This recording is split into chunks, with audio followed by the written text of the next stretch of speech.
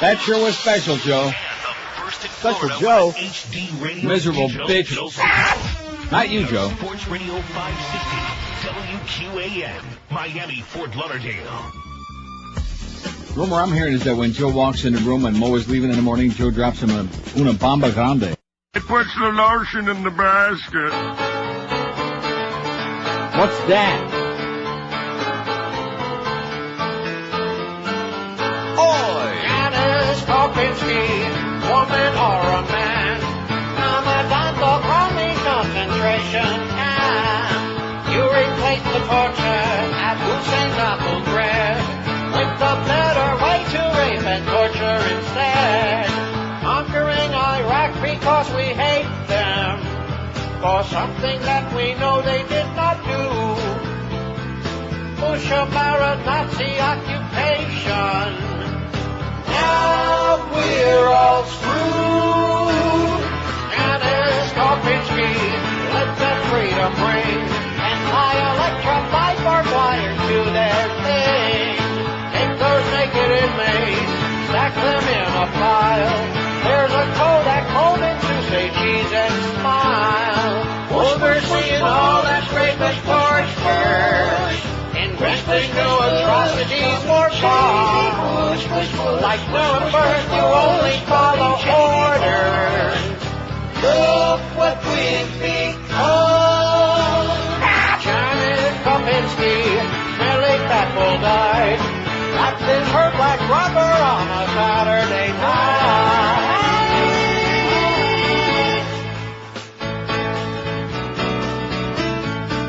I hate this place. Nothing works here. The medications don't work. I've been here for 7 years. Nothing works here. I hate this place. Nothing works here. The medications don't work. I've been here for 7 years. I hate this place. Nothing works here. Happy Thursday to you. 10:03 at 560 WQM, the home of technical insanity. Now, what was that again? The dat pot was open? Yeah, it was just a way to get the audience's attention right there at the beginning of the show. No, seriously, why? Why was it open? The dat pot was open, and why? I started recording on dat as we record on dat, and the dat Why? Why? the melodious sounds of different feedback. Why? And the worst part of it is that it actually went off. I was sitting here thinking, oh, this is going to be great. We're going to have the whole line dropped out, and I can go back to bed for a couple of hours. And I can even skip out and avoid having lunch with the Rumors today. Oh, God. No. Oh, brother. Anyway, let's get to the serious stuff, okay? We asked yesterday on our poll on NeilRogers.com. This was our second poll today. After our first poll, there's Rumsfeld is in Iraq. Military prosecution. Oh, brother. Now, he doesn't want anybody to think he's just trying to douse some water on those fires and put out all this hysteria, or that this is some kind of a PR campaign or a dog and pony show. Nobody believes that, do they? No. Good. Because that would, only a real cynic would believe crap like that. Now, what is this? Best of Miami? Yeah, the best of issue is out.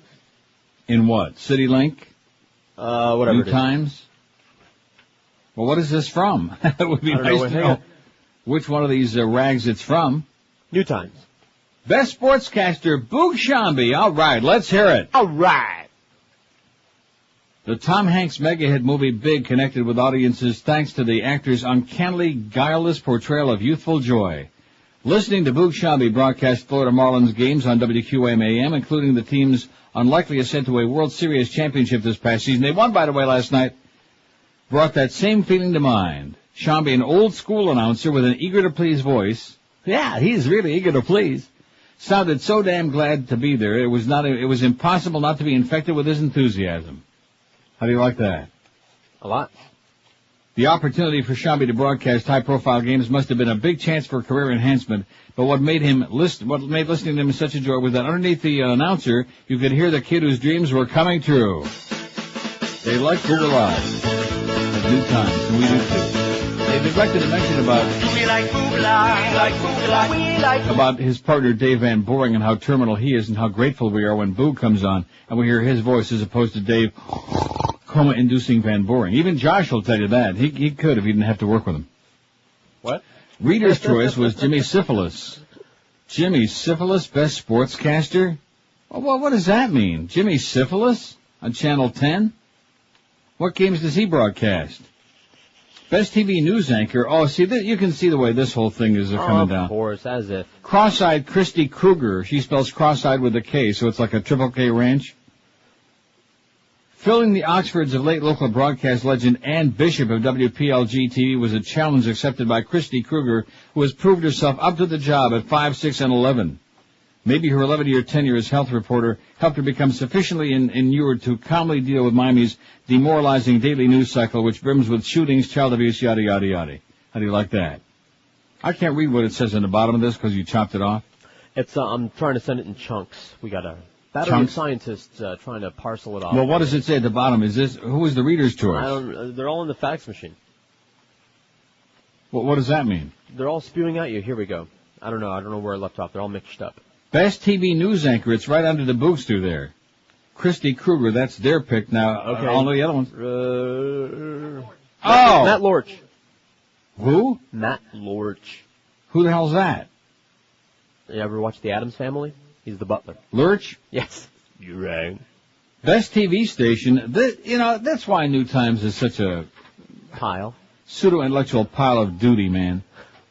Miami-Dade County Cable Television Access Project. That's picked as the best TV station. It says you won't find localized renditions of The Sopranos, The Law and Order on cable tap, but you'll be inundated with half-hour vignettes about the people and organizations that make this subtropical, multi-ethnic frying pan their home.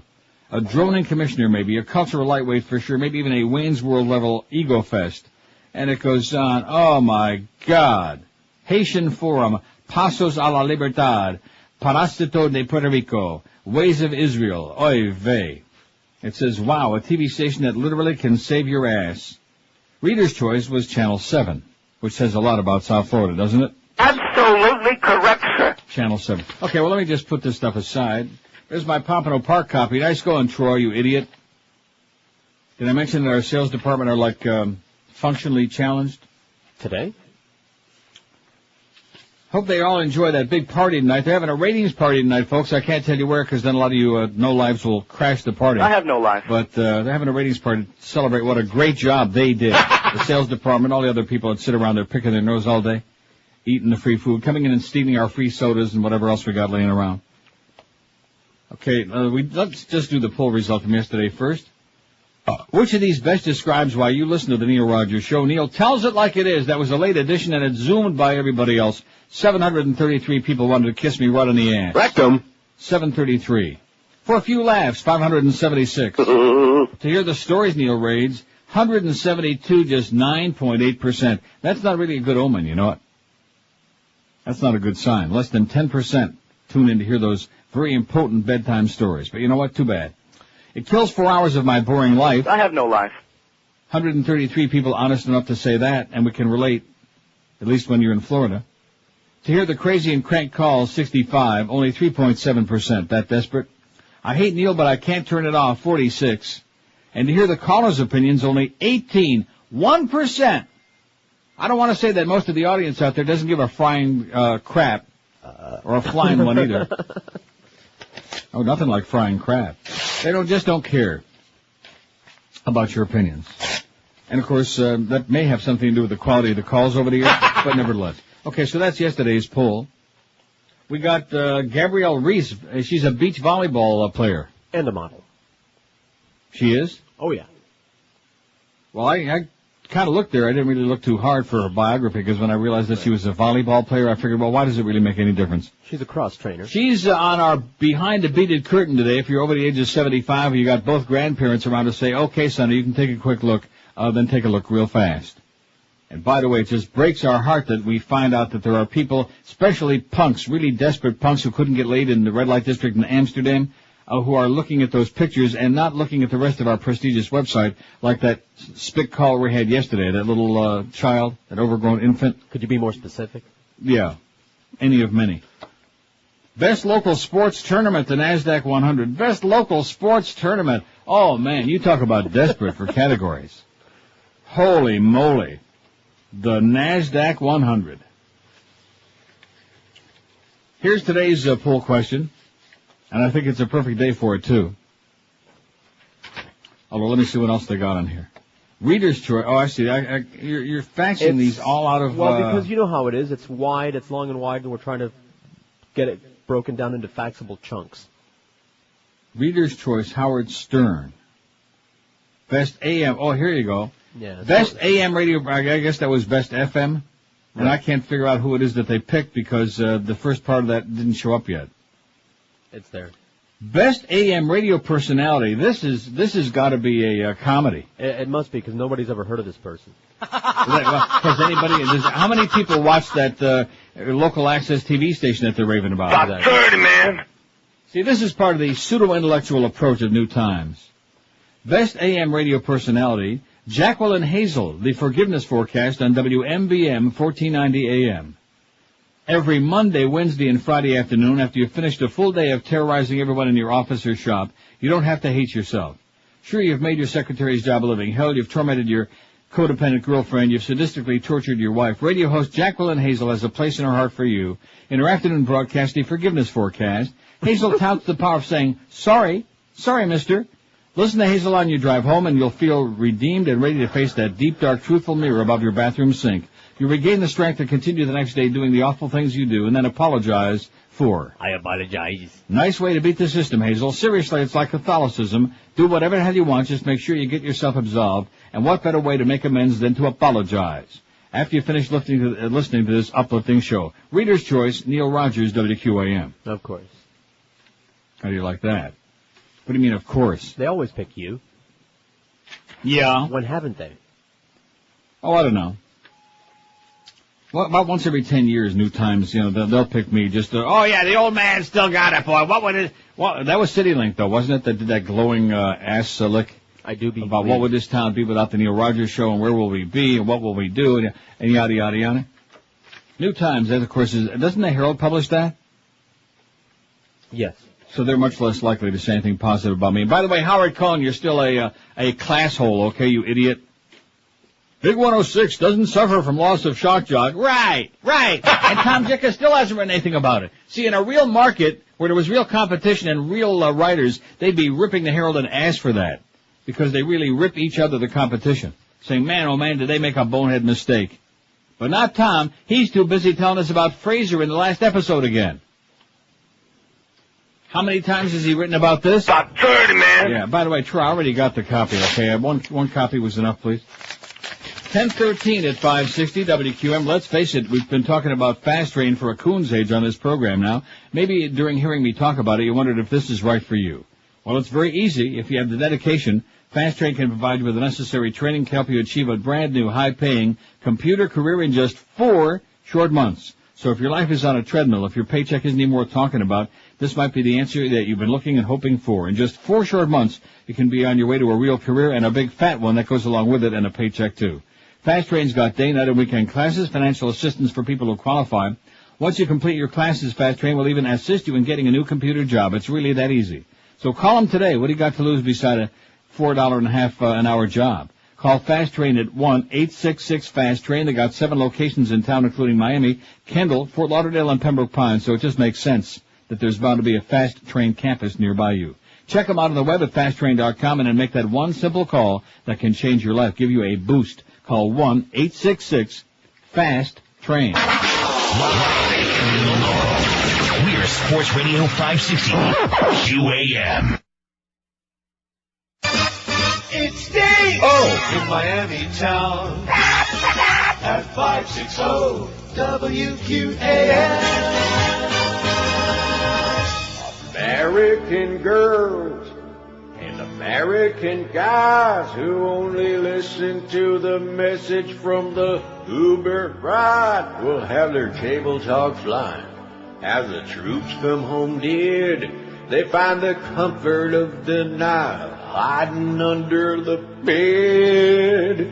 I never served in the army, I'm too afraid to fight. So I sit right here near the TV, far from liberal lies. Under the covers you'll discover I'm a big sissy who would prefer to have some other do the fighting for me. Now this country I love is occupying Iraq. And all the suckers like me, whose necks are bred in the back, have our tongues all placed firmly in Bush's big brown eye. The big mouth cowards of the world who gladly follow line.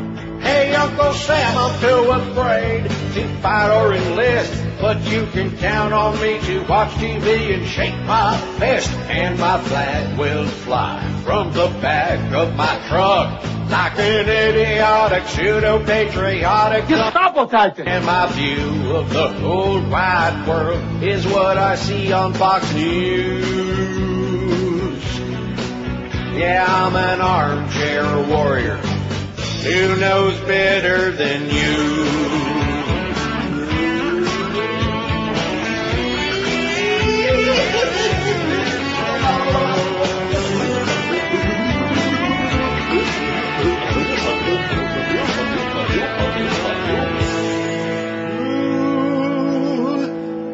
I'm an inbred jerk who parrots anything they say. Don't have to read or research. It's so much easier this way to watch TV or look at pictures in USA Today.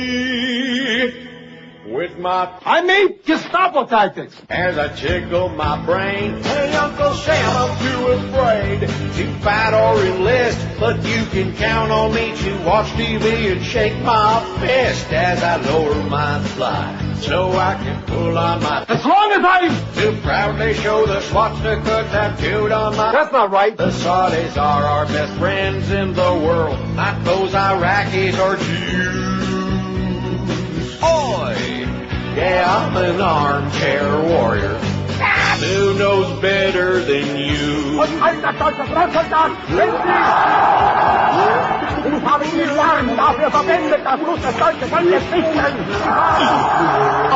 All the Nazis all the time. 1020 at 560 WQM. Here's our poll today. What's your number one complaint? And we got a list of 5 to start. We've already got some votes on there. In fact, let's take a peek and see what it is so far. What's your number one complaint? Bush is destroying America, 35.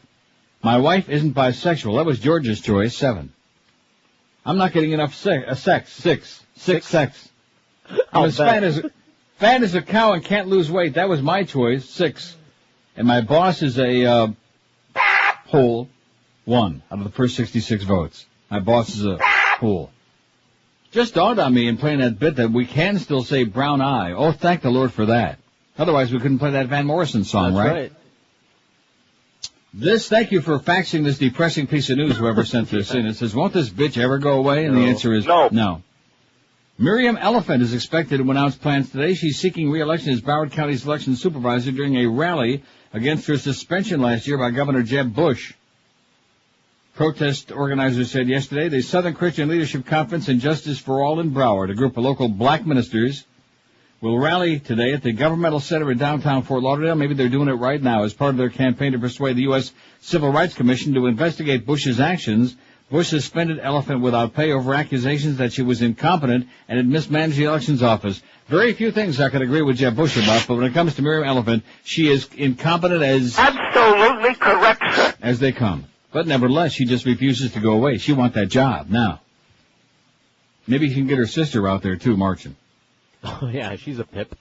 Now, going back to this best FM personality, I don't know who it is, but I guess the Backa Boys, I don't know what they're on. Because it says hordes of young women showed up at the... Because you chopped off the first part of this. Sorry. Hordes of young women showed up at the designated spot only to receive complimentary chicken breast injected with saline. Most morning shows are a poor man's version of Howard Stern, which the Backa Boys easily outshine, as could a drunk parrot and 2 mimes. Already far beyond that in quality, the duo are setting a new standard, marking their own territory, probably to be copied soon by other morning shows. The readers chose Howard Stern, of course, no longer on in the market, but the New Times chose the Backa Boys. Do we have any idea what station they're on, who they are, what it's all about? MIB. I got the name here. Oh, the Blacka Boys. Apparently. Maybe they'll come no blacker than the Backa Boys. Best Spanish language personality, Enrique Santos and Joe Ferrero, El Sol. And it's too bad that we don't have the rest of this because this is just so choppy with this crap you sent me. Huh? I got it choppy and that's how I faxed it. It says, actually make that personalities With their El Vacilón de la Mañana show on El Sol, these two get away with stuff Howard Stern types can only dream about. Maybe no one at the FCC speaks Spanish, despite the recent brouhaha over indecency. Anybody who regularly listens to radio knows the real shock jocks are celebrated on the seemingly unregulated Hispanic stations. How do you like that? Ghraib. Yeah.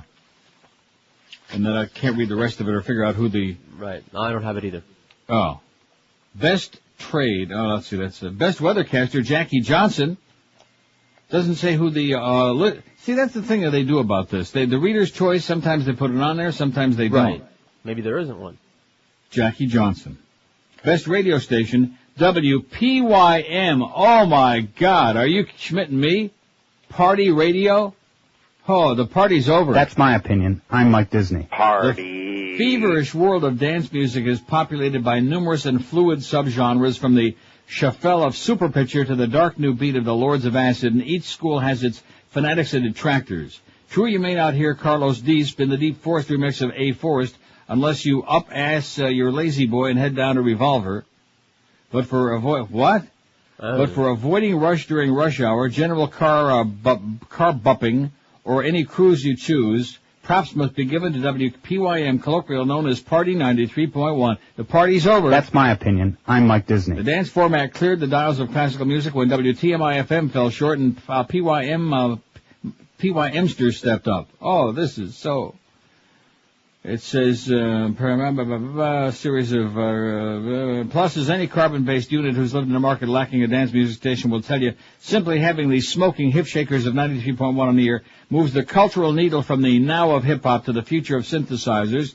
Even, boy, you talk about pseudo-intellectual crap, man. Reader's Choice was Zeta. Oh, here it is. Here's the first part of that. The Backa Boys on WMIB, The Beat. Says if you're one of the few 100,000 souls who live through the daily purgatory of sitting in morning hour or rush hour traffic, finding an entertaining distraction is a priority on your FM dial, so forget the monotone chit-chat provided by NPR and WLRN. Since their arrival at the Beat last year, Mexican-American brothers Eric, and then there's more to it that's also not here, which I don't know how. Well, it's just ain't there. It's on the other part. The Backa Boys. The Backa and the whatever. Maybe they chew tobacco. I don't know. Okay, that's our poll question today. What's your number one complaint? Oh, wait, look at that. We got to do the break? I can't believe it. It's your fault. You got me bogged down first with the way we started with that loud feedback. I'll never do that again, Josh. And then number two with this damn New Times crap. Apparently, CityLink must have theirs out because I'm getting faxes from someone with other things that aren't from this. Really? And well, that's good. Bring them on, baby. All the faxes all the time. It'll kill some really good time here today. 26 past 10 at 5. Oh, and listen, join QM and the Real Yellow Pages from Bell South today, noon to 1, at Cartronics, 13981 South Dixie Highway. Stop by, pick up Marlins Astros tickets and Canes baseball tickets, noon to 1 at Cartronics in Miami. And join the big today, 4 to 6 at the new Seminole Hard Rock Casino in Hollywood. Stop by to spin the wheel for prizes. And that's at the new Seminole Hard Rock Casino where the big O will be there at 4 o'clock. Let me tell you right now about something big. Financial Group. You know, you've heard us talk about Financial Group and their incredible only one mortgage program with an unbeatable 1.25% rate for the purchase or refinancing of your home. 1.25%.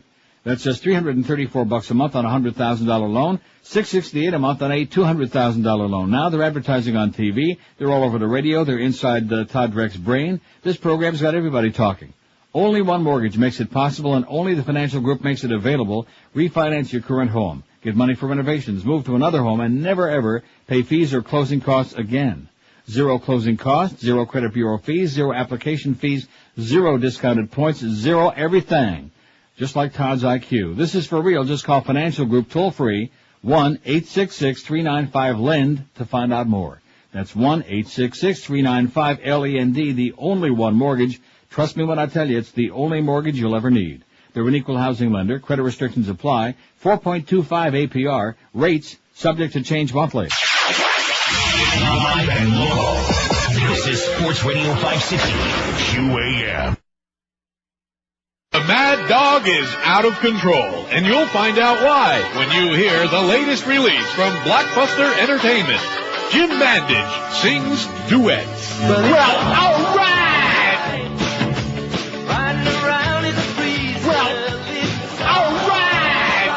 Hear the Mad Dog, Jim Mandich sings classic rock.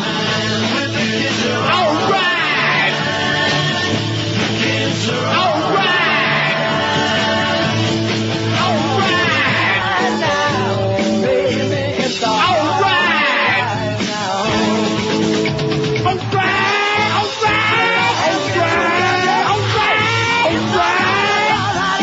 Mandich does blind faith. Well, all right! Well, all right! Well, all right! Well, all right!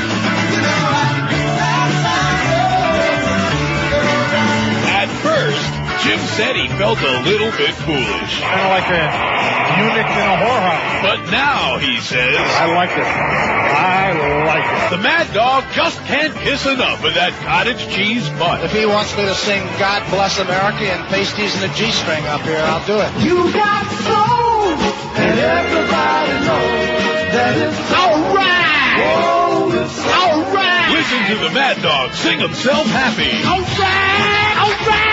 All right! All right! All right! Jim Mandich sings duets, available now at all Blockbuster stores. All right. 27 before 11. The reason I played that is because this must be the City Link, right? I can only assume. Best radio personality, they picked Jim Mandich, WQAM. It says you don't so much listen to Jim Mad Dog Mandich as you rubberneck him. He's a loud, obnoxious, full of himself, loutish, often wrong boor. In other words, he's perfect for that abrasive medium called radio. What's more, Mandich is perfect for sports, especially since he's a former jock himself, having played several seasons as a mediocre tight end for the Dolphins. He's got 2 Super Bowl rings, by the way, you idiots. Those are mediocre Super Bowl rings. Oh. With his sports pedigree, Mandich has a special insider quality that somewhat tones down the repulsive nature of his character. Well, this is quite a compliment. Though we could never touch the smarm level of his WPLG Channel 10 TV partner Jimmy Syphilis, another former Dolphin receiver. Mandich doesn't just talk about sports. He's liable to ramble on about the hangover he has from freebie cocktails he drank the night before, or provide an anecdote that reveals his lecherous nature. You never know what this train wreck of a man is going to say next, and that's what really makes him hard to ignore, says CityLink. Reader's choice, Neil Rogers. Neil, God. See, all I care about is that's good, see, because Mad Dog gets one, I get the other one. Right. I only care about what the listeners have to say, the readers, because they're the ones that get the Arbitron diaries. The people that write this swill in CityLink in New Times, they don't get no diaries, okay? So Now, they can think whatever New they Times want. stuff, and I can only presume the CityLink stuff is also on the Internet. Right. You want to go and find the whole thing. All right. Why should I do that? Mentioning that? When you can fax it to me like a half a page here and a quarter of a page exactly. over there, Right. and I can paste it all together with a page's glue, huh? And tape. Right. Best Sun Sentinel writer, Michael Mayo. Oh, my God, what does that say about that newspaper, right? Holy cow. Absolutely correct, sir. Michael Holder Mayo. And I don't know who the readers picked because you only faxed me this one That's page. all I got. That's all I came through the fax. Oh, that's all that came through was just that one page. Well, you folks can do better than that. Don't give us like that little tease there. Nanner. That was just a little tease. What's your number one complaint? That's our poll question. I'm sure that we got a lot of people out there with big complaints that aren't on here yet. Let's go. Let's get with it. 567-0560, pound 560 on the AT&T and Verizon wireless line. Well, you talk about a dog and pony show trying to save Puss. Rumsfeld over there in Baghdad. Oh, brother. WQAM, hello. I believe 6 across is platypus. WQAM, hello. Okay, 567-0560, WQAM, hello. Don't Paul build his ball. Oh, God. WQAM, hello. Yeah, Con from Coral Gables. Yes, sir, speaking. Speaking.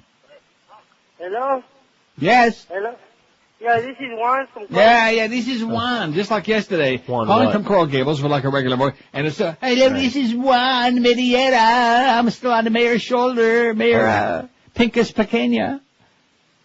567-0560, pound. Boy, I'll tell you, they got. I told you the mushrooms came in over the weekend. You just didn't get any. I know. Again. Maybe there'll be some at that party tonight for the ratings party with all those losers at it. We can only All hope. those people that did so much to help us get those big ratings. Not. WQAM, hello. Hey, Neil. Yes, sir. Yes, let me tell you the reason why the Rockies don't want the U.S. in there. Okay, good. WQAM, hello. WQAM, hello. How you doing, Neil? Pretty good. Just leaving the governmental center where the elephant's supposed to be in a few minutes. Yes? It's getting a little dark down here. And you know what? No. Finster. Miriam, hey Miriam, you're still fired. Gotta go. Yeah, she's fired it. WQAM, hello. Fuck you! What was he trying to say? At least it was right to the point. Clear, concise. 5670560, pound 560 on the AT&T and Verizon wireless line. Whipped up into a frenzy today, baby. They're foaming at the mouth. Just the way we like it. So far, your number one complaint, Bush is destroying America, 110. And well, you know that. That's a given. 164 votes. I'm not getting enough sex, 24. I'm fat as a cow and can't lose weight, 18. My wife isn't bisexual, 11. And my boss is a, whole 3. WQAM, hello. Neil? Yes, sir. Neil, how you doing? This is Danny. I got a question. How exactly do all these Arbitron ratings actually work? Pull them out of a hat. Some books, they pull them out of their rectum. WQAM, hello. Neil. Yes, sir. Hey, I heard last night one of the Marlins, they scored standing up. WQAM, hello. Hello? Yes, sir. Calling from Fort Lauderdale. Let's go to Fort Lauderdale. Hello. Hey. Definitely a nice show today. Is it Clueless? Call-less? Clueless, call-less, yeah. Well, anyway. Clueless, screenless, and pantless. I'm at work on my day off, so I think I have not enough sex. Not enough sex. Okay. Okay, thanks. So in other words, now what they're going to do is call in and read the ones that we have. Right. They're full. It's great. I told you I love these calls. You people that don't like the phone calls, man, you just don't know where it's at. That's your problem. WQAM, hello. How you doing, Uncle Neil? My biggest beef is that I live in Florida. Living in Florida, that's an excellent choice. Now, Uncle Neil, I'll be seeing you soon because I'm getting my butt out of here. I'm going to San Francisco, Lake Tahoe, and Reno. All right. Have a great time, Pally. Thank you. See ya. He's going. This story just drives me up the wall.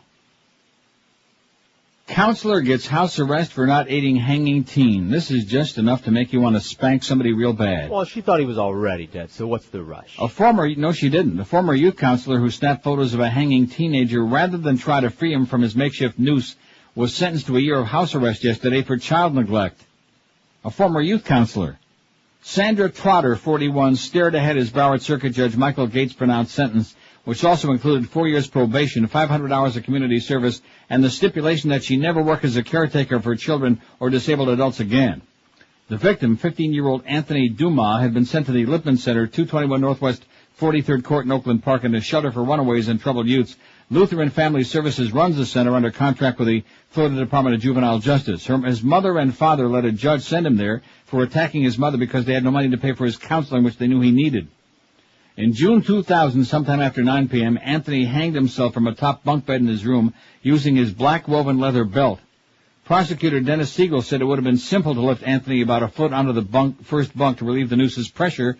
After the incident, Trotter told police and other investigators she was afraid to touch the teenager because she feared she would hurt him further. The photos were to keep a record so she wouldn't be sued. She later said she tried to cut the belt but had no access to scissors and no help from fellow employees. Wow. Talk about lame. But now she's saying she thought he was already dead and was taking pictures for documentation because she's on the stand now. And we've spent the day talking to people and seeing the steps that have been taken to see that those types of abuses to people for whom we have a Yeah, see, it's all about those pictures, you know what I'm saying? Now we know why Casey Kasem was screaming about those pictures he was supposed to see. That's what it's all about, is those damning pictures that always seem to be around. Who you kidding, Rummy? Time's up. It's time to retire. That's the deal for Rumsfeld. Time to retire. Idiot. Nincompoop. Murderer, butcher, and liar. 19 to 11 at 560 WQM. Is your company suffering from regulations and increased labor costs? Let Oasis Outsourcing help you when it comes to the people side of your business. Payroll administration, Fortune 500 company employee benefits, human resource services, and risk management are just a few of the services Oasis Outsourcing can cover to help your business be more profitable. Call Oasis Outsourcing today for a free evaluation. Call 1-866-OASIS. That's 1-866-286-2747. With more than 60,000 employees worldwide, Oasis Outsourcing understands that the many facets of human resource management are pretty complicated. Outsourcing is being recognized by firms large and small as a powerful management choice, which lets you focus on your core business while leaving all those operational details to Oasis Outsourcing. So let these folks make your business more profitable. For a free evaluation, call them toll-free, 1-866-OASIS. That's 1-866-286-2747 for Oasis Outsourcing. Live and local. We're Sports Radio 560 QAM. Only in the Banana Republic, baby. Only in Miami.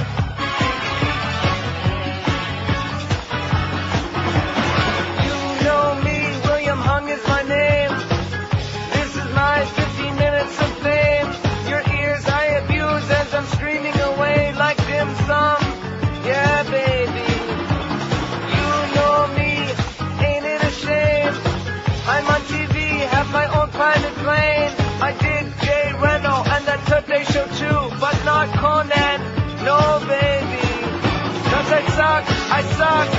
No maybes. I don't move. I'm crazy. I hit the top 40. Soon out of rock. Right, Bruce Breeze. Soon it's back to doing laundry. I suck. Oh baby, I suck. Absolutely. Oh baby. 1046 at 560. Duff faxes me breathlessly. Paul and Ron, that's old Paul and ancient Ron, will be on Big 106 starting Monday. They'll be replaced on Zeta a week from Monday with the Lex and Terry Show, a show from Jacksonville that's syndicated, that's on in mostly smaller markets, some nose-picking Yahoo show. The Lex and Terry Show on Zeta, while Paul and Ron move over to Big 106, and believe you me, their numbers ain't going to be so big. Trust me when I tell you. Well, our morning show problems are solved. And there you go. Here's one that says, my suggestion for the poll is, I'm getting old and it sucks, everything hurts. I like that. I'm getting old and it sucks. Got that, Josh? Got it. He's getting older, too. He just celebrated his 10th birthday. And they brought him a birthday cake made from Dunkin' Donuts. 5670560, pound 560 on the AT&T and Verizon line. WQM, hello. Hi, Neil. Yes, sir.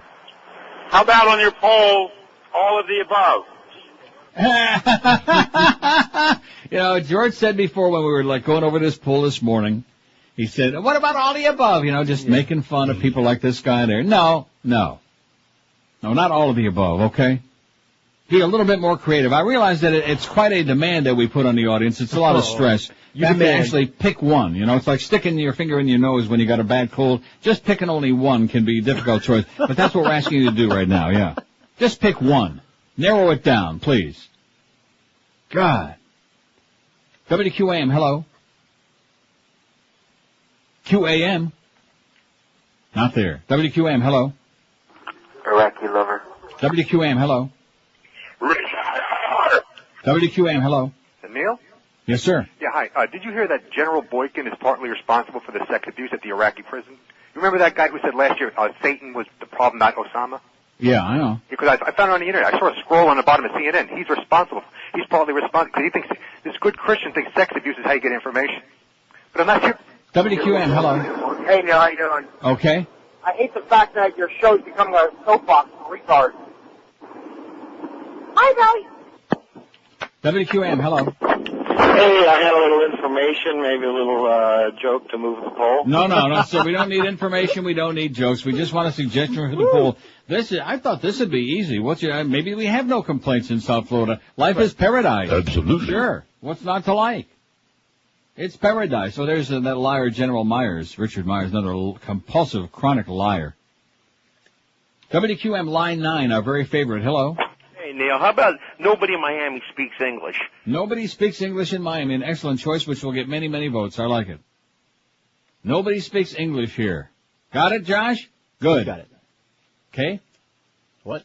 5670560, pound 560. Now, let me get to some of my stuff here, because obviously these people are thinking about this. We got a million calls, but I don't want to overdo it right, especially since we got all of our people today, obviously, gathered around the radio. Oh yeah, they're all gathered around.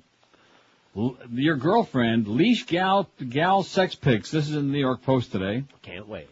Shocking shots of sexcapades involving PFC Lindy England were among the hundreds of X-rated photos and videos from the Abu Ghraib prison scandal shown to lawmakers in that top-secret Capitol conference room yesterday. There were over 1,600 photos and videos, by the way, if you're counting. I am. She was having sex with numerous partners that appeared to be consensual, said a lawmaker who saw the photos. Right. She's a go. And videos showed that, would you stop? She's trailer trash. What do you expect?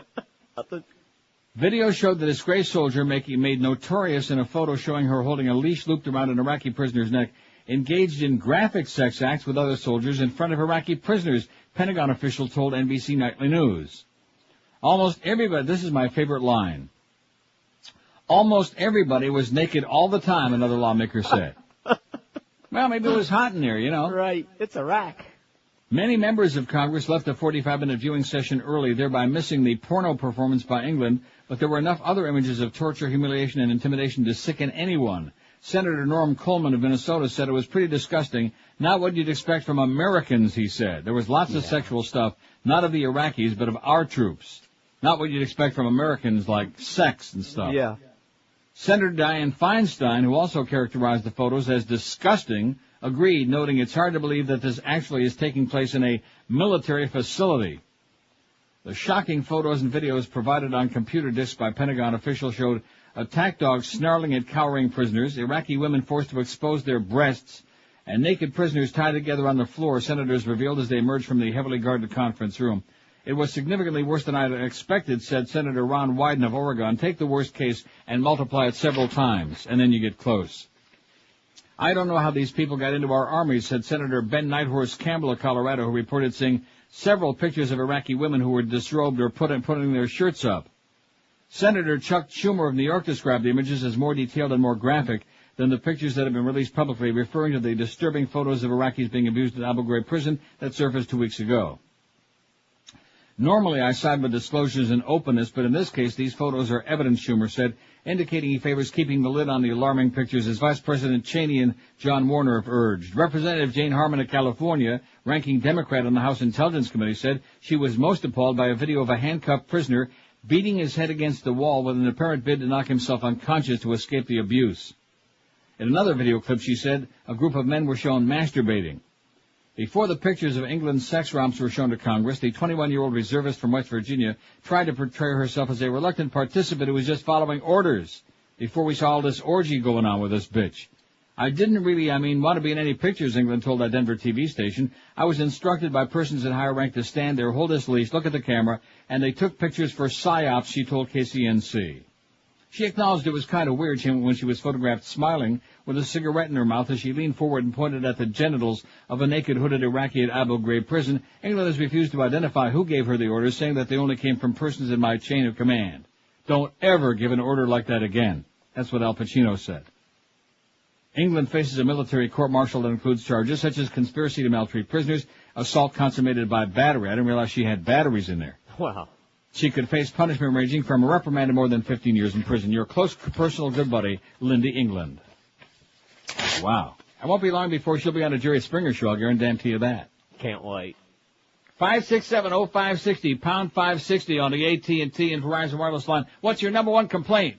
So far we've got, and we've also got that. WQAM, hello. QAM, hello. Hola. Hola.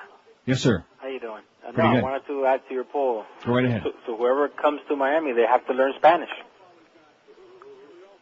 That's your number one complaint? Yes. I see. Okay, get some help, Pally. Call us back when they let you out. And we'll help you off that bunk bed, off the top bunk. 567-0560, pound 560 off the AT&T and Verizon wireless line. WQAM, hello. Hi, Neil. Yes, sir. My number one complaint is Gay George. WQAM, hello. She was smoking? Evidently. WQAM, hello. The number of complaint, if you don't speak either Spanglish or Negrish, you can't get anywhere in Miami. There you go. There's a guy that's got his thumb right on it. Very well said. That was the best call we've had in at least 5-10 years, I would say. Maybe about 30, man. Yes. See, I told you this was going to be great, and you didn't believe me. I could feel it. I could smell it. Rectum. I took 3 years of Negrish in high school. WQAM, hello. Good morning. Hey, good morning, sir. My complaint is being told that I live under the best political system and the best medical system in the world. I'm not buying it. Okay. He's not buying it. We're not selling it, and he ain't buying it. I don't know what do we want to put down? Anything for him? No, just get some help. WQAM, hello. Hello. Yes. Yes, my biggest complaint is you hang up on one of them. WQAM, hello. Oh, good morning, Neil. Good morning, sir. I got something for your poll. Yes? Corruptive cops and traffic. Corruptest cops and traffic, okay? Now, stop and think about that one, okay? Corruptest cops Right, and you traffic. remember that, the Roman emperor there. Corruptus Coppus. Corruptest, and his brother Biggest, Nickus. Careful. Hey, he used to be the sheriff in Broward, Biggest Nickus.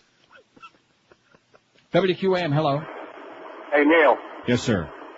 My biggest complaint is that the Lex and Terry show's coming. Do you know who they are? Yeah. They're up in West Palm Beach on 94.3. And? They suck. Oh, okay, thanks. Yes? What happened to him? Did he go away? Oh, You still there? And they get some slut in there drinking, getting drunk. Okay. I have no idea what he said, but I'm sure it was great. Lex and Terry, they're already on in Palm Beach, and evidently they really blow. Nice going there, Chief Channel, as once again they continue put on all these prefabricated shows that are on 85,000 different markets, amusing and entertaining absolutely nobody. That's their response. That's their fill in the gap, is just shuffling from this point over to another point. Old Paul and young Ron with everybody else's material, but all that stale crap they put on a year. Just shuffle them over there to Big and put this syndicated bunch of losers on there on Zeta. Nice going, Petey Bolger. Nice going, David Ross. And by the way, too bad about that Lowry Mays and that thing that popped in his head. You know, see that? No, what thing? Oh, yeah, he had like a aneurysm or something. He's going to live, though, unfortunately. Ah, damn it. Lowry Mays from Clear Channel, from the real Nazis of the radio.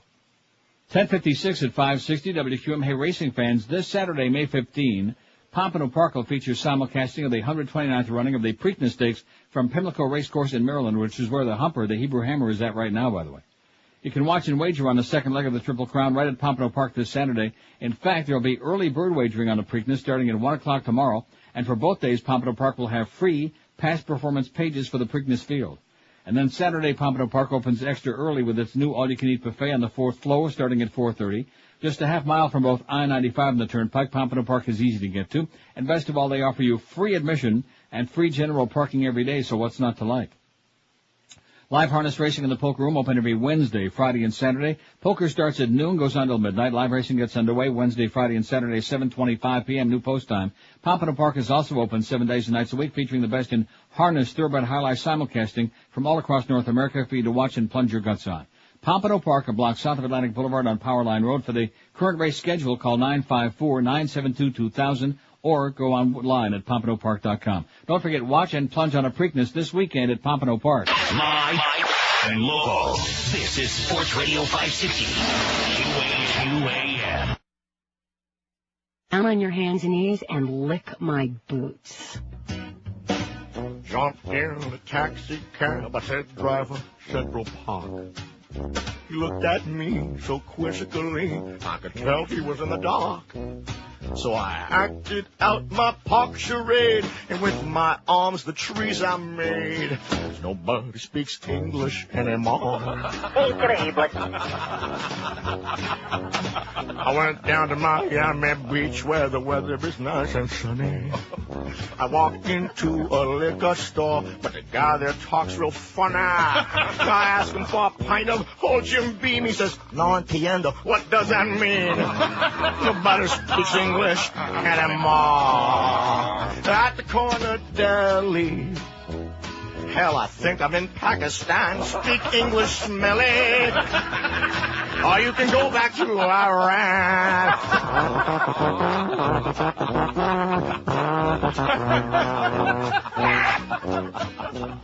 I came here many years ago. Learned my ABCs. I don't say muchas gracias. I say pretty please. So get yourself to a classroom quick. You're in America now. Stop making me sick. Nobody speaks English anymore. 11:02 at 560 WQM. Why wouldn't they put Bob and Tom on in the morning on one of those stations? I don't know. It would make sense. Does that make too much sense? They're too entertaining. They do too good of a show. I mean, I don't get that. Anyway, number one complaint, says JR, traffic in Miami. Yeah. Traffic. South Florida drivers. Let's put it that way. South Florida drivers. Got it, Josh? Good. Good job. Here's a fax that says Good morning, Neil. Did you get a chance to watch the Carol Burnett show yesterday? No. No, I did not. I thought it was great and it brought back a lot of memories. Thank you and have a great day. And then it says, all right. No, I didn't watch the Carol Burnett show last night for probably one reason in particular. That is when it was on originally like 100 years ago. I didn't watch it then either. I didn't like to watch the Carol Burnett show yesterday? No. No, I did not. I thought it was great and it brought back a lot of memories. Thank you and have a great day. And then it says, all right. No, I didn't watch the Carol Burnett show last night for probably one reason in particular. That is when it was on originally like 100 years ago. I didn't watch it then either. I didn't like the Carol Burnett show. Oh, no, you can't say that. You can't say that. I mean, I don't, she's okay, and she does that thing with Harvey Korman, not a big fan. I can't stand Vicki Lawrence. So why would I watch it last night? In addition to which, even if I did watch it many, many years ago. About 30, man. Why would I want to turn it on last night and then see all these people who just celebrated their 88th birthday, Right. who are eating Wheatina and like dribbling down their chin? I don't want to see that. It's like when they wheeled out Kate Smith in that wheelchair. She was like a little vegetable in a wheelchair that one time. Oh, it was so sad. Why did they do that? Money. Is that what it is? Must be. So I didn't watch Carol Burnett, but I sure hope you enjoyed it, and I'm glad it helped improve your life. Let's see, Rumsfeld's over there along with these other fakers. They're lying through their teeth, General Myers, all these others. Trying this big dog and pony show to try to cover up all of this crap. And speaking of that, it's really interesting. Now, who do you believe, okay? You've got two directly conflicting reports about Nick Berg, who was beheaded by the barbarian Al-Qaeda. I thought we got rid of Al-Qaeda. Isn't that what we were being told? Yes. Didn't do the job, though. Mission accomplished. And I thought also they said that Al-Zakari, that it wasn't his voice on the tape yesterday, and then to come to, oh, yeah, it was him. No, it's not. Yes, it is. Yeah. No, it's not. Yeah, yes. No, yeah, maybe. Oh, here's a very disturbing fact. It says, where can I get Spinning on the Axis of Evil? I went to Barnes & Noble yesterday. They don't have it. You think Borders might? Well, they might. I know Amazon probably might. That's definitely where you'll find it. Amazon.com, or what's the other one? Amazon.com. Yeah. And you'll have it in a couple of days. I would go online and get it instead of running all over town. When you got gas that's $20 a gallon, I wouldn't be wasting all that money. It's a great book. You definitely must read it, Spinning on the Axis of Evil. The author is Scott Taylor. Anyway, getting back to Nick Berg.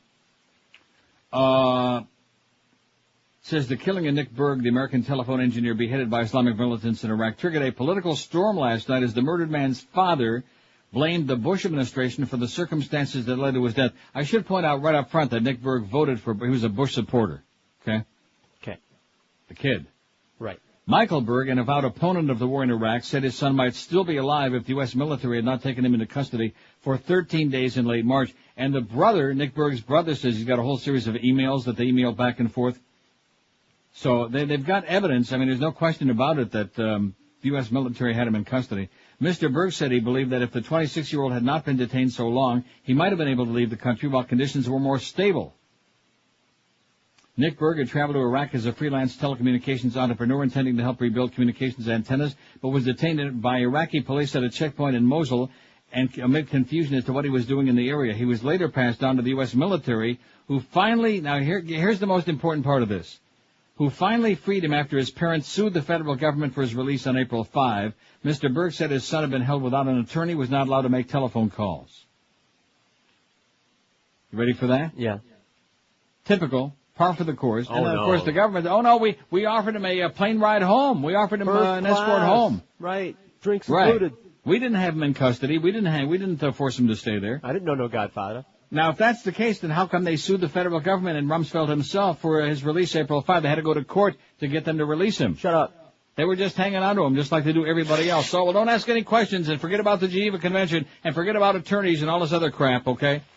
And this is an American citizen, no less, who's now dead. Not even a raghead American citizen or a spick American citizen. Exactly. Kind of a no-head American citizen. Oh. Well, I mean, you said it. I mean, that was bad. You're responsible for that. I saw where you were going with that. That's bad. Next you're going to be making Ichabod Crane jokes. I mean, there's not a joking matter, okay? Although I do notice that when Daniel Pearl did the same thing with him, mm-hmm. And how come they didn't make a big tinnis about it as much? They didn't care about it all that much because it wasn't at the time when all these other revelations were coming out when people could say, right. Oh, you see how much more barbaric they are than we are? It wasn't a convenient comeback. Right. Oh, look at this. See, they're much more barbaric. But the bottom line is when somebody kills innocent people, they're still dead. In fact, the father said that he was, if anything, he rather would have had him die the way he did because it's quick and relatively painless as opposed to long and excruciating torture and all this other crap. Not to mention, of course, all the thousands and thousands of innocent men, women, and children over there who have been dying since we started all the bombing and the shock and awe. In the hospitals, a long, tortuous, painful death with all the shrapnel in their brain. And, of course, little Ali, who's got the 4 artificial limbs, etc., and so on. And Chemical Ali, who we killed not only once but twice, etc., and so on. Well, that'll teach them to attack us. I mean, they just keep lying and lying and lying, and the public is like that. Although the latest CBS poll shows that El Presidente's approval rating now keeps dropping like a rock. It's down to 44%, like a rock. So you don't think maybe that's why they're putting on this dog and pony show in Baghdad, do you? You think that might be it? Yeah. Or it might just be a coincidence. WQAM, hello. Yes, hello. My complaint is I have a really small... WQAM, hello. Yeah, hi, Neil. It's Lou. Yes, Lou. I wanted to put something on the poll. Go ahead. Okay, I don't know if it's on there Do I already. know you, Lou? No, you don't, but hi. Oh. Oh, just funny the way you said that, like like we know you on the show or well, something. because everybody calls and nobody says hi. People just want to give you something for the poll, and I just want to be Right. No, well, at least you're being sociable. That's good. Okay. Although unacceptable in South Florida. Exactly. Which brings me to the next point, which is the Herald. The Herald should be on that poll. Okay. The crappy Herald. Good point. Excellent choice. And one more thing, what's funny is the hypocrisy of all these people that are saying, our Americans don't act like that. That's not the Americans we know. I think they're wrong. I think they should watch Jerry Springer and listen to Howard Stern. I think what they should do is next time there's a documentary on the Vietnam War and look at what we did at My Lai and all the innocent people that we not only butchered but took body parts as souvenirs. They ought to take a look at that. Exactly. Well, thanks, Pally. God Have a great bless day, Lou. Bye. Bye. Got it? Miami Herald. Got it. Even the fish jump right out of your hand when you try to wrap them in the Herald. Piece of crap. And let me say it again, Howard Cohn, you may be fooling somebody else, and we know you won't make any correction or retraction, but who the hell are you people kidding, okay? Big 106 doesn't lose any listeners with the loss of the shock jock and all this other crap. You wouldn't know a shock jock if he stuck his foot right up your ass. Rectum. Okay, Howard Cohen at the Miami Herald, you idiot, you simpleton, he's probably like, it's another 17-year-old stringer. Yeah. See, one thing you discover with these newspapers is they don't have real adults. They may have 3 or 4 of them on the staff. They cost money. Yeah, they had a bunch of kids that work they get paid per piece, kind of like Kathy Willits. They get paid per piece. They're just stringers, that's all. And you'll notice that one day they're who is it, the other guy, not Glenn Garvin, who was it that preceded him? Kevin Bastard. What happened to him? Oh, that's right. Now he's a sports flunky. Now he writes about baseball. He was the previous Herald TV radio guy before this Glenn Garvin guy. And he didn't know his ass from the speaker in his radio either. Kevin Bastard. So all of a sudden, just like the broad years ago, what was her name that turned to the religion writer? Oh, Linda. No. Not Linda. No. Yeah, one day she was the radio. Pat Curry. Pat Curry. In fact, I think somewhere, it wouldn't surprise me if I have that call on here. Yeah, here you go. Here's a lady in Plantation. Hello. Hi, Neil. This is Pat Curry with the Sun Sentinel. Hi, Pat. How are you? Okay, Pat. It's Pat. I was calling to invite How come you sound so friendly, Pat? I'm a friendly kind of person. I thought you just hated... never return my phone I calls. thought I never get any messages to return your calls. How come No. Now, Mike Disney told me that you had my message in your hand and you threw it in his face. What in the hell was that? That was about the last lawsuit. What do you mean, last lawsuit? Yeah, the one that's in federal court. You mean that crap about the boys with that Pee Wee record? Yeah, that stuff. Much ado about nothing crap that Absolutely. you spent a whole article about that nobody gives a crap about that's embarrassing and stupid? Listen, I was calling to invite you to the Yellow Feather Show tomorrow night. To what? You don't know what the Yellow Feather Show is? I have no idea what that is, nor any intention since I'll be at Pompano Park tomorrow night. The press corps in Broward County puts a show on every year to lampoon local politicians, and it's tomorrow night at Bailey Hall in Dayton. Well, who cares? Well, we're saying goodbye. I don't understand why somebody who's so bald-facedly rips this radio station every opportunity she gets, and even when we had the hurricane, had to go out of your way to write a little extra shot in about how great it was that Chuck Meyer was on with the hurricane coverage, and we got a rest from Neil Rogers and Rick and Suds, and now calls and sucking around acting like a friend of ours? Well, Neil, I don't like... You wouldn't know a radio if it crawled up inside your filthy, disgusting body, Pat. and you write a column about radio in the newspaper, and you're calling here sucking around with me like a friend, and you wonder why I wouldn't return your calls?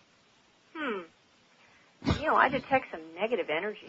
No, you don't detect negative energy. You detect a hatred, a disgust, a nausea. I was feeling so great when I came in today. I hear this Pat Curry calling from the Sun Sentinel that hates me like poison and is sucking around on the air. Well, listen, if you'd like to come to the show, I'll hold I'm not coming to the show. I wouldn't come to the show if you paid me $1 million a minute. How do you like that?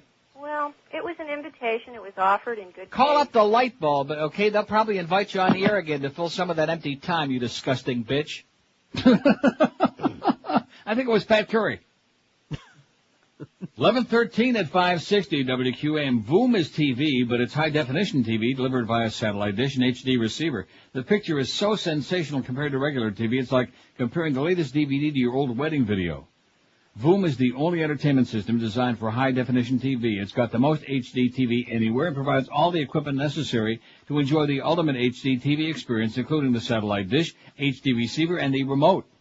And Voom's got over 30 channels of HD programming. You can watch ESPN in high definition. That's 3 times more than you get from cable. And they have all your other favorite channels like HBO, MTV, even our local channels, too, such as they are. Voom's got over 120 channels of great entertainment. Voom's even got exclusive channels of HD movies, music, and sports that you can't get from your cable or satellite company. So with Voom, you get everything you get now, plus all these awesome high-definition channels. Call Voom today for a limited-time special offer. Call 1-866-848-8666. Here's the deal. Free installation, no upfront cost, and no long-term commitment. So call 1-866-848-8666 or check them online at Voom.com to start Vooming today, and do it right away because the offer ends May 31. Live and local. This is Sports Radio 560. QAM. This is Mohammed David for the Hebrew Home of the Aged in Riverdale. Now, you'll find me extol the attribute tune of Florida being a paradise. Well, it is, but not for everybody. That's why when my parents retired to Florida, I sent them back to the Bronx to live at the Hebrew Home of the Aged back in '61. Not only was it cheaper, but they got a pool. I remember my mama saying, who needs Florida? We got a pool right here to swim 3 months out of the year.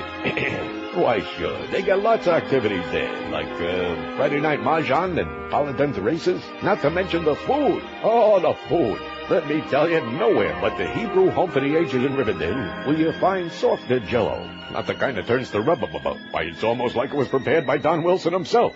And they got them mobile toilets on wheels, too. The Hebrew Home for the Aged in Riverdale. A nice place to send your folks. And forget about it. It's 11:19 at 560 WQM. You know what they're doing over there now in Baghdad? This is a comedy show, variety show, pep rally, and yuck fest is what it is. They're yucking it up. All right. 393 votes on the poll. What's your number one complaint? Let's add on there the child support system for Stuttering Gill in Homestead. Got it? Okay. The child support system. He says, lots of money, not enough quality time with my kids. Every other weekend's not enough time to spend with my kid. I got a message for men going through a divorce with kids. Cheaper to keep her is what Stuttering Gill in Homestead is. Probably now we know why he's stuttering so much. Yeah, I know, Gil. Bush is destroying America, 232. That's their number one complaint so far, not even close. I'm not getting enough sex, 60. I'm as fat as a cow and can't lose weight. About 30, man. Oh, boy. My wife isn't bisexual, 25. That was George's lament. I'm getting older and it sucks, 22. Nobody speaks English in Miami. No speak de inglés aquí, 14. My boss is a hole, 8. South Florida drivers, 8. I live in Florida, 3. And the Miami Herald just went on there. Don't have any yet, but it will. They hate the Herald like poison. 5670560, pound 560 on the AT&T and Verizon wireless line. WQAM, hello. WQAM. Yeah, hi, I wanted to talk to Neil. Speaking. Hey, Neil, I just wanted to call and compliment you. You put on a clinic on how to verbally undress a person when that Sun Sentinel lady called. And I just want to know who that was and what section she writes in. She don't write anymore. That's Pat Curry. That's an old tape from IOD. Oh, okay, because that was spectacular. I thought that was She used to be the radio writer, and then she became the religion writer, and I don't think she's there anymore, but she's a miserable bitch. Maybe she died. Bad. She did die. Because that would have been a real vitriolic article she would have written in response. That would have been very amusing. Yeah. All right, sorry about that. I was confused. My bad, Neil. Nope, no problem. Thanks, Pally. Have a great day. She died? Yeah, cancer. No. Yes. You're just making that up. Just to cheer you up, Brad. No, Pat Curry died? Pretty sure. All right. I think I heard that. What do you mean you heard it? A long time ago. Yeah. Yeah. Well, let's double check it. All right. 5, just in case. 5670560, pound 560 on the AT&T and Verizon wireless line. She was a nasty bitch. WQAM, hello. Hey, good morning. Yes, sir. Let me ask you a question. How hard is it to get the tape of Nick Berg without unedited, uncut? Why do you want to see it? I don't know. For giggles. Yeah, for giggles, Giggle this. Too bad it wasn't you. WQAM, hello. Hey, Neil. Yes, the sir. biggest complaint I have is the injustice in America of the money. What does that mean? That's right. Now don't push him too far. I mean, he blurted out a few words there, and then I'm asking him to explain it, and of course that was a little bit too much. Sir, let me just make a suggestion to you. I mean, do what you like, but if you want justice, there's only one place to go. Don Corleone. That's right. That's the only place you're going to get justice. You ain't going to get it in America. 5670560. Oh, and there's another scene in Godfather 3 that is just so ridiculous. Just before Michael has his wild diabetic stroke in the kitchen there. Mm-hmm. And let me just tell you, Neary is at the table, and Connie and Vincent and Michael. They're the 4 people in the kitchen. There's nobody else around. And Vincent makes some, whatever the hell he's talking about, I don't know. And Michael grabs him and says, "Don't ever let anybody know what you're thinking." Right. Which is supposed to be like reprising the line when Saluzzo was offering for them to come into the drug business, and Santino blurts out, "Oh, you mean to tell me that the Italians are going to guarantee our investment?" Right. And then later on, after Saluzzo goes stalking out of there, Marlon Brando says, "What's the matter with you? I think you're playing too much comedy with that young girl." That's where the original line was. Don't ever let anybody outside the family know what you're thinking. Again. Right. So here's this line in the kitchen. No wonder Al Pacino had a bad stroke after saying a bad line like that. I don't blame him. Well deserved. WQAM, hello. Yeah, my yes, sir. complaint is that O.J. is still a free man. That is an excellent choice, sir, and I concur heartedly. Thank you. O.J. is still free. Hallelujah. That's going to need a lot of votes because we hate O.J. like poison. The only people who like O.J. are idiots like Screw Ann and Phyllis and people like that at QM. Jock Sniffers, Gary Sarner. Is he back, by the way, from his travails? I ain't seen him. Huh?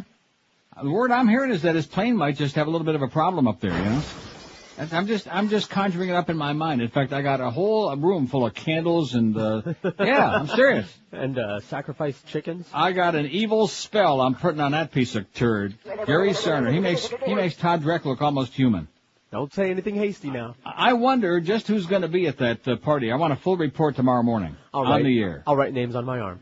Yeah, write a bunch of names on your arm. Let's have a memento of the, QM ratings party tonight. I'll take it. I'll be there patting each other on the back. Oh, great job, Ray Perry. Great job, Ray. And Matty Bell, boy, we sure couldn't have done it without you, huh?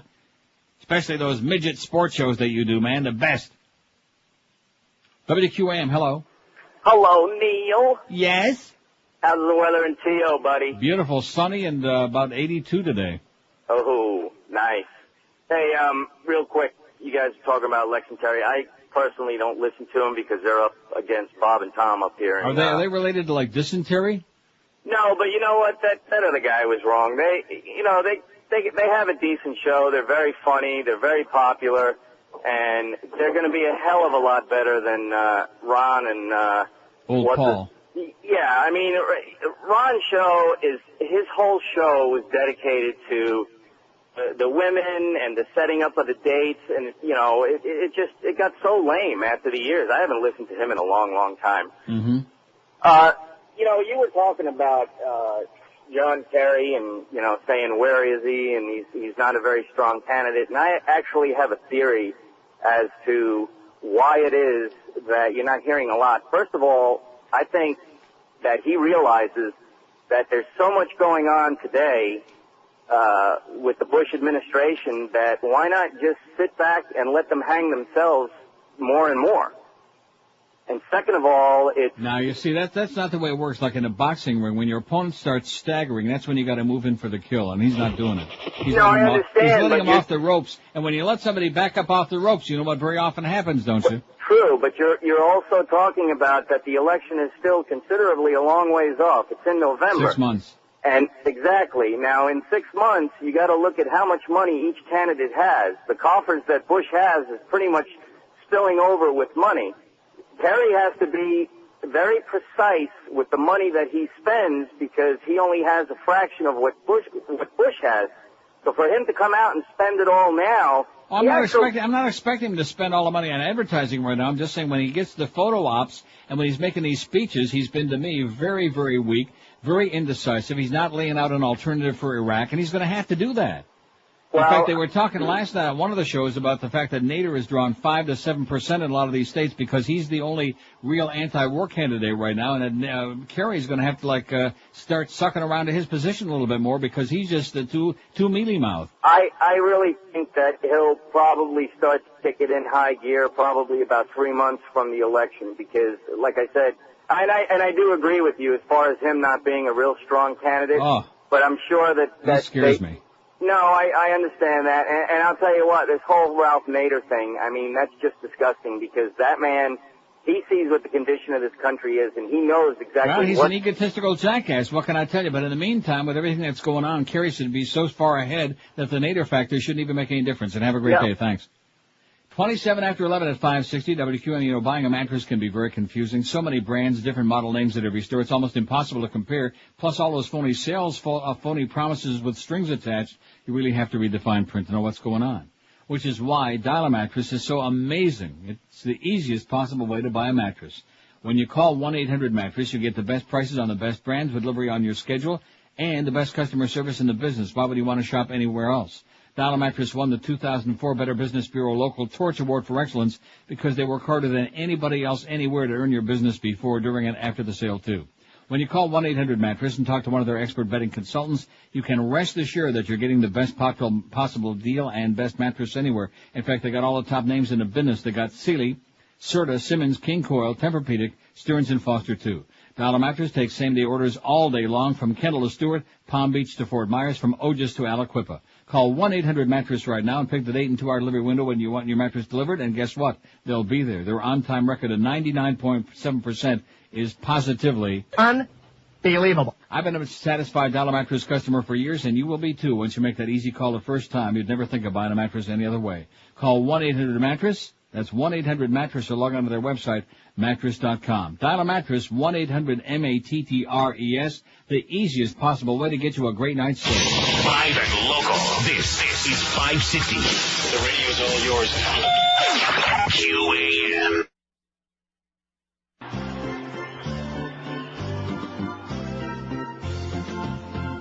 Let's abuse some more prisoners, make them scream nice and loud. Get me some wires and a battery pack. I don't care if they ain't from Iraq. Should be used to the torture, 'cause we're just playing their game. In the past, it had to be worse with Saddam Hussein. 11:31 at 560 WQAM. We got the Mad Dog coming at 2 today. 4 o'clock, you got the Humper from Baltimore from the Preakness. 7 o'clock, it's the Crow. Little half-hour pregame show there for the Crow. What do you know, Crow? Marlins on deck at 7:30 for the pregame show, and then the 8:05 Marlins at the Astros. Eddie K. from Vegas tonight following Marlin baseball. Here's the facts. It says, my biggest complaint is that Mo Howard David is stealing oxygen from us humans. That miserable is what it says. Can't read that word. At any rate, how about let's put Mo Howard David is still on the air. Okay. What do you think? Why not? Yeah, Mo Howard David is still on the air. That'll get some votes. Don't forget, join WQM in the Real Yellow Pages from Bell South today, noon till 1 at Cartronics. That's at 13981 South Dixie Highway. Stop by to win to pick up. It just says to pick up. I guess you don't have to spin the wheel or nothing there. It's a pickup. When in doubt, pick them up. Pick up some Marlin Astro tickets and Canes baseball tickets that's starting at noon at Cartronics in Miami, 13981 South Dixie Highway. I bet you Miguel's going to be in on that thing. Think? Must be. Or someone. Or maybe. Huh? Or someone. Or someone. Maybe Doreen will come back. No. But we're praying not. And then join the big at 4 today, 4 to 6 at the new Seminole Hard Rock Casino in Hollywood. Stop by to spin that wheel Might win some prizes. That's at the new Seminole Hard Rock Casino with the big at 4 till 6 this afternoon. This is quite a story here from the Gainesville Sun. Yeah. No buts about it. Poster leads to jail. They say one man's trash is another man's treasure, but in the case of a poster designed by a local anti-war demonstrator, one man's political statement is another man's pornography, says the Gainesville Sun. The poster in question, which landed the demonstrator in jail for a night, is about 5 feet wide, 4 feet high, features a nondescript drawing of a human form with its head buried in the sand.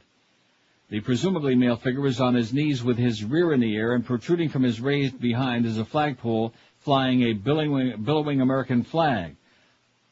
Above the figure are written the words Bush loyalists. Along the bottom is written question authority. The designer of the poster, 56-year-old Charles Chaz Kyoto of High Springs, says he intended no harm or offense when he decided to create the poster. He said he was simply exercising his right to free speech. Free speech? What's that? You nuts? People I know who I think are reasonable people, I don't think would ever consider it obscene or pornographic, said Kyoto, a local activist and Vietnam veteran. But Gainesville Police Sergeant Robert Kohler thought differently when he saw the poster raised Tuesday afternoon at a busy intersection of University Ave and Northwest 13th Street in Gainesville. Kohler said he had spoken with Kyoto about his sign on previous occasion about 2 months ago and warned him that the poster was obscene and illegal.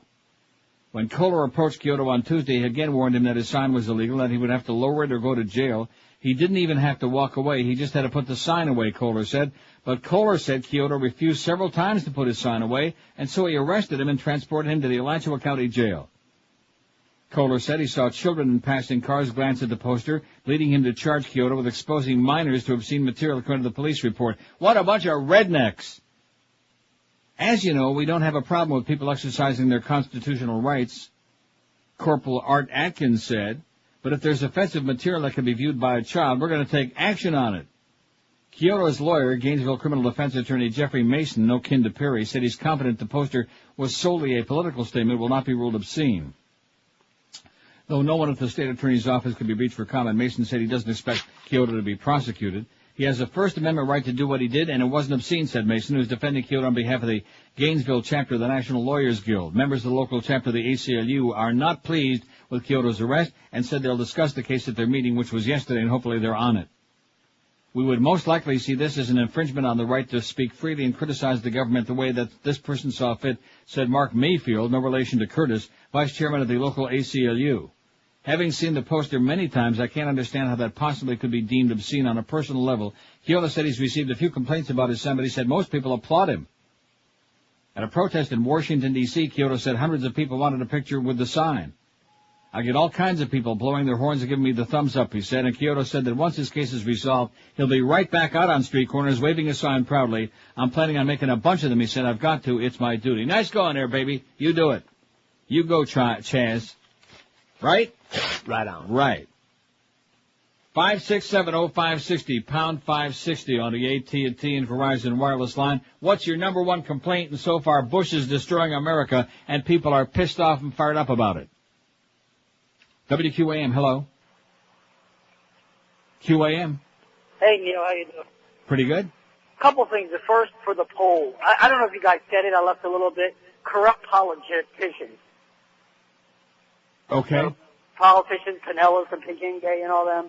Mm-hmm. Second thing is, I don't know about you, but I was like really disappointed with last night's Smallville. I mean, it was like... I haven't watched it in a long time. I don't watch it really? anymore. No. Yeah, it really got disappointing, man. Well, I'm glad I didn't watch it then. Between that and missing the Carol Burnett show, I feel like my life is almost useful. All right, dude. Thanks for the good news, Pally. Say hi to, what's his name again? See, I don't even know what his name is anymore from Smallville. I don't know. Don't tell me. Okay. Superman. Clark Kent. No, seriously, I can't think of what his name is, the actor, anymore, which goes to show you out of sight, out of mind. You know, he's fine. He's okay. And Lana, she's all right. She's all right. I mean, she ain't no Linda England. All right. But then who is? Exactly. That's bad that I can't think of his name. It goes to show you that my radio Alzheimer's is kicking in again. Rhymes with swelling. Small. But you gave it away there. That's not good. That's not good. Tom Welling's got a swelling. You can't say that anymore. And I hear it's on his rectum. That's what I'm hearing. 5670560, pound 5. See, if you wouldn't have given me the clue, I would never even thought about it. Out of sight, out of mind. Right, He's just small potatoes. Smallville potatoes. Especially for a guy that big. With size 16 feet. Hi. WQAM, hello. Hi. I think we ought to have a chat with Ron today, you know what? Ron? Nah, see, he won't do it. Oh, he can't. That's because Mamacita is sitting back there grabbing a phone and slamming it down. I was just going to have a chat and tell him that when Luca Brasi comes to the house and beats him over the head with a baseball bat, we sure hope, because where there's no sense, there's no feeling, Ron. Don't take it personal. WQAM, hello. My biggest complaint, the humidity. The humidity, okay. It's kind of boring, but we'll put it on there. It's too humid. Oi. Too humid. Huh? Oi, it's so humid. Yeah. Oi. No, well, he's right. People Absolutely. who are stuck there in the summertime, they can't stand it. Now, like it's 82 or 3 here today, but it ain't real humid. Let me take a puke at the weather thing here. In case Castanova's listening, he's very big on the Toronto weather. Agreements over whether she should. 22, it's 72 right now, but it's going to be all the way up to 29, which is like 84, 85, I think. Something like that. Going to be pretty hot today. No chance of rain. The UV index is 9 point. Oh! Very high. I mean, bright sun, not a cloud in the sky. In fact, there's a smog advisory. I'm so glad you asked. Isn't that bad? Smog? Yeah. Smog advisory when it gets hot and a little bit on the humid side. And see haze. It's a little hazy out there. It looks like a purple haze. Current temperature 22. Is it ever going to tell us what the humidity is on here? Is this thing just going to go bop, bop, bop, bop, bop? Humidex 28. So it's pretty on the humid side. Now, why did I get into that? For fun. For Paul Castronova. No, seriously. For Castronova, in case he's listening. Oh, because the other person asked me what the weather is like here. It's beautiful. It's great. And the best part of it is, it ain't Florida. Oh! All right. It ain't Gainesville. It ain't Yahooville. It ain't Mugwumpville. All them mugwumps in Florida. There ain't nothing wrong with Florida. Just the people. It needs a people transplant. I've been telling you that for many years. About 30, man. People transplant time. Bring in busloads and take a whole bunch of busloads of people out. Take all the old Jews and the old spicks and get them out. When in doubt, bring in some living and breathing people who don't give a crap about Israel or speaking Spanish. Then we might have something there. See what I'm saying? No. And while you're at it, stick OJ in the back of the bus. Not because he's black, but just because that way he'll keep him away from everybody else. Oh, man. 20 till noon at QAM. When you shop for quality footwear, there's one name that immediately pops, just like that, right into your mind. It's Brandy Shoes in Pompano, because at Brandy's for years and years now, they've offered you the largest selection of both men's and women's shoes, the best service, and the best prices in town, period. At Brandy's, they got top quality names, not off brands you never heard of before, but they've got Rockport, Florsheim, SAS, Sperry, Timberland, Naturalizer, and lots more. With their humongous selection, you can just about bet Duff Lindsay's life on it that exactly the style you're looking for is in stock right now in your size, ready to slap on yours or Duff's feet. In fact, people not only keep coming back to Brandy's year after year, but they usually buy several pair on each visit. Brandy's open daily 9 to 9, Sundays 10 to 5. You'll find them at 1290 North Federal Highway in Pompano Beach, and always worth the trip because they're going to save you so much cash, and they got exactly what you're looking for waiting for you right now. And all this week at Brandy's, it's a great time to buy unbeatable New Balance shoes. In fact, you know something? I think I need a new pair of my New Balance. Okay. Work on that. I'm just telling you right now, work on it. I don't think we have them anymore. Okay. Who don't have them? I don't think they're on with us anymore. But Brandy sells New Balance shoes. Are you following this now? I got it. Man, you better get with it, mister, because you sure have got your nose out of joint. All great, you sure got a joint, and Josh wants to share it. All great men's and women's styles, 20% off on New Balance this week at Brandy, so come into the store for sure or visit them on the web at brandyshoes.com. We're Sports Radio 560, QAM. If you blow too much, you're in trouble. Voices for this week's episode were recorded in Mexico. March, I'm home. I want a cerveza. Oh, I mean beer. Sorry, homie, but there is no more beer in the refrigerator. Oh, stupid refrigerator. Ay, caramba, don't let it count, man. Bart, why can't you be more nice like your sister, Lisa? Gracias, Padre. Does that mean I can finally have a pony? Lisa, honey, we can't afford a pony. How about a little donkey? You know, a burro. Move, Lisa. Don't you know a little donkey is called a burrito? Burrito. Tune in next week when all the Simpsons voices will be outsourced to India.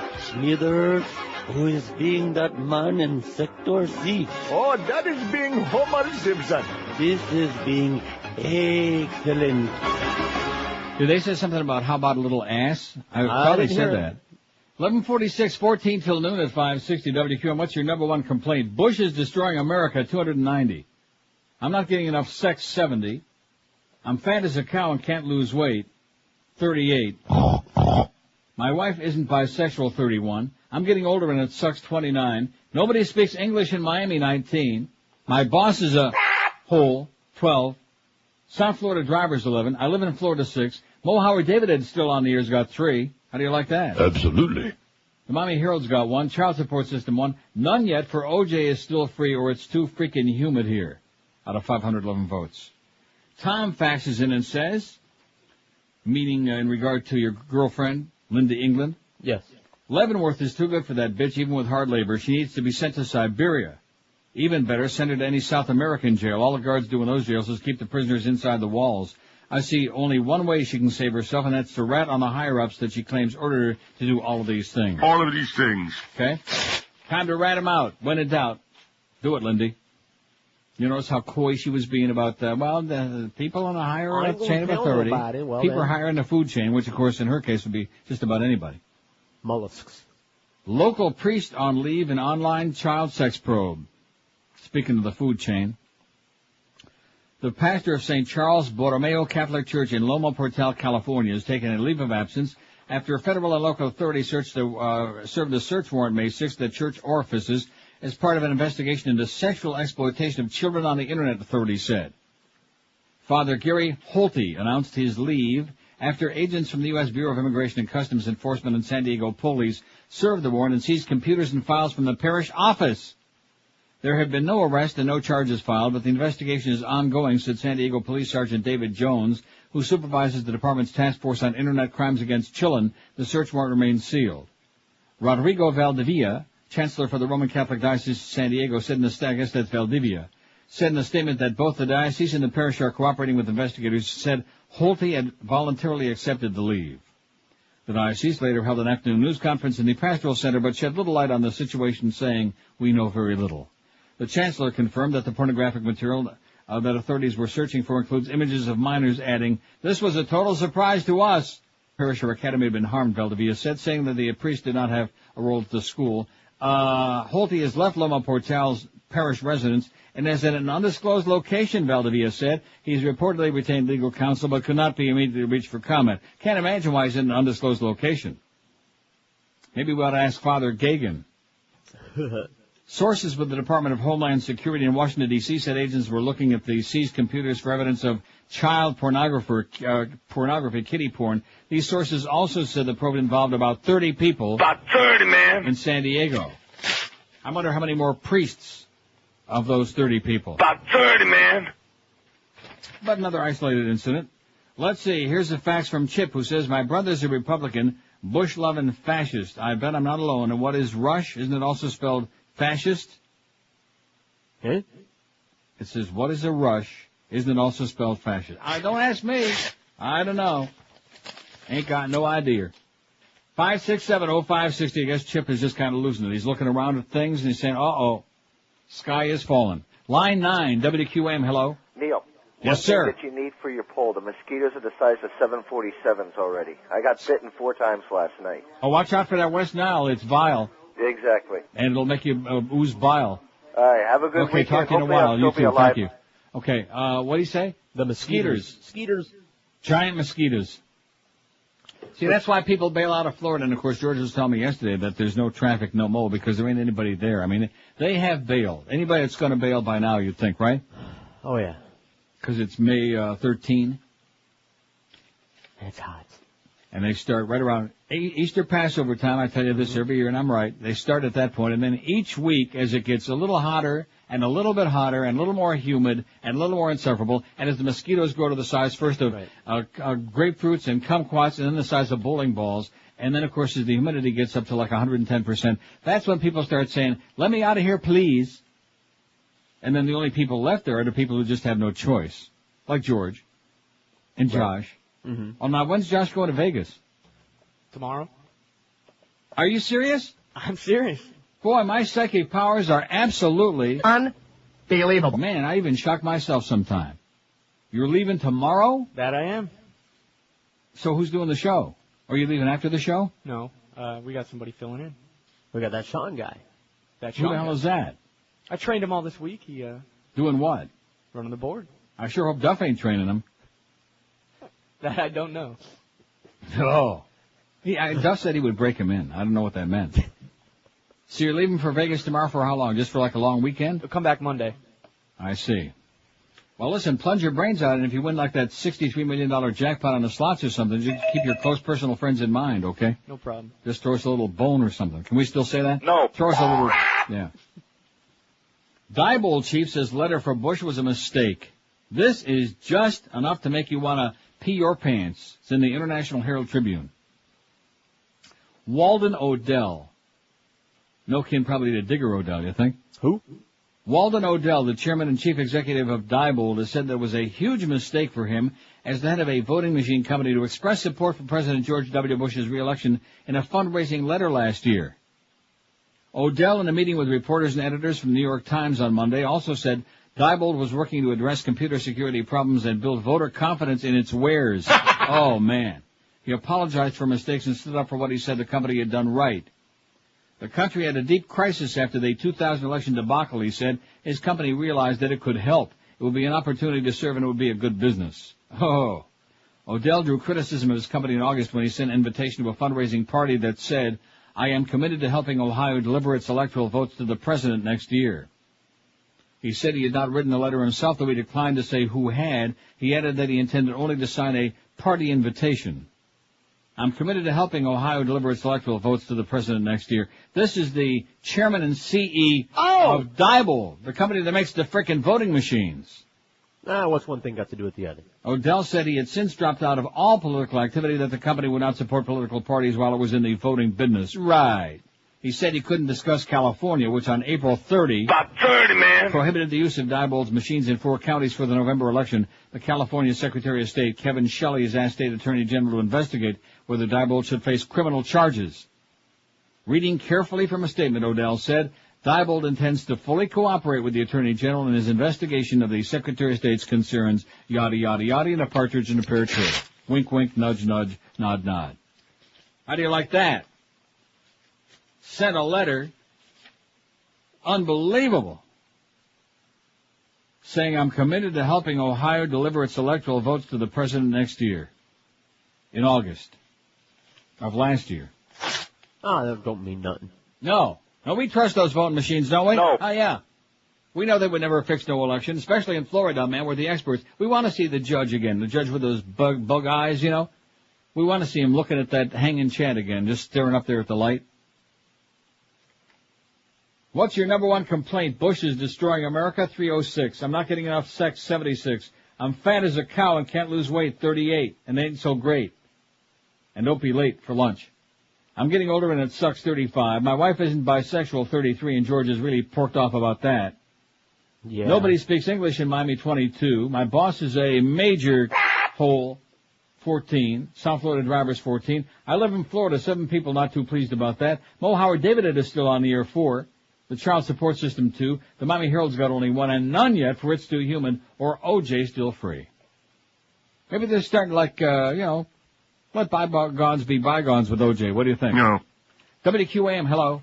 Is this Neil Rogers? WQAM, hello. Hey, Neil. Yes, sir. The biggest complaint is your accent. 567-0560. Oh, man. That whole town, they're gathered around their radios today. They've got them just cranked up as loud as you can get them, you know? The whole town. Yeah. I'm telling you right now, if I'm not telling, I'm smelling it. WQAM, hello. Neil Rogers. Yes, sir. Yeah, you read an article a little earlier about a kid that hung himself with a belt. Yes. Was that in today's paper? It was in yesterday's Miami Herald. Yesterday's Miami Herald. Yes, sir. Yeah. Okay. I guess you just want to know, huh? Okay. What? I don't get it. No, that's it. You don't get what? He wanted to know where the hell that story was from. It was in yesterday's Herald. It's on our website. I'm pretty sure. I'm pretty sure that was one of the It's an ongoing bedtime local story. I'm sure every day they have an update about it. Right. And there you go. Well, he's just concerned. He wants to find out a little bit more about it, I guess. I don't know. Or maybe he's just a little hungover. 4 minutes till noon at 560 WQM. Spring into savings right now and save like never before on a great new car or truck from Armstrong Toyota of Homestead. They're on US 1, 20 minutes south of the 836, and Armstrong Toyota of Homestead's worth the drive because they're going to save you so much cash, thousands and zillions on great new Toyotas. Check out the great lease deals, an 04 Camry or 4Runner, just $269 a month for 48 months. How about an 04 Highlander, just $309 a month? Need a truck? How about an 04 Toyota Tundra, the safest truck in the USA, just $179 a month for 48 months? And these are just a few of the savings waiting for you right now at Armstrong Toyota of Homestead.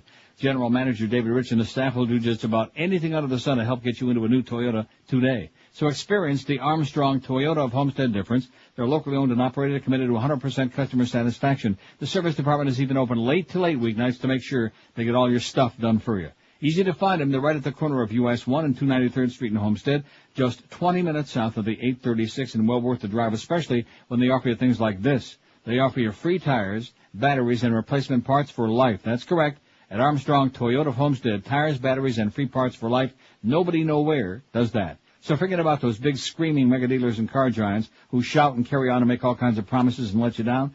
Call David Rich. He's the GM at Armstrong Toyota of Homestead for a real honest-to-goodness unbeatable deal. Call 305-242-3247. 305-242-3247. Drive a little and save a ton on that great new Toyota at Toyota of Homestead. Live and local. This is Sports Radio 560 QAM. This is Steve Goldstein, but you can call me Geldy. Whenever I'm in town, I listen to... Wait a minute, I am in town. It's the 12 to 1 hour.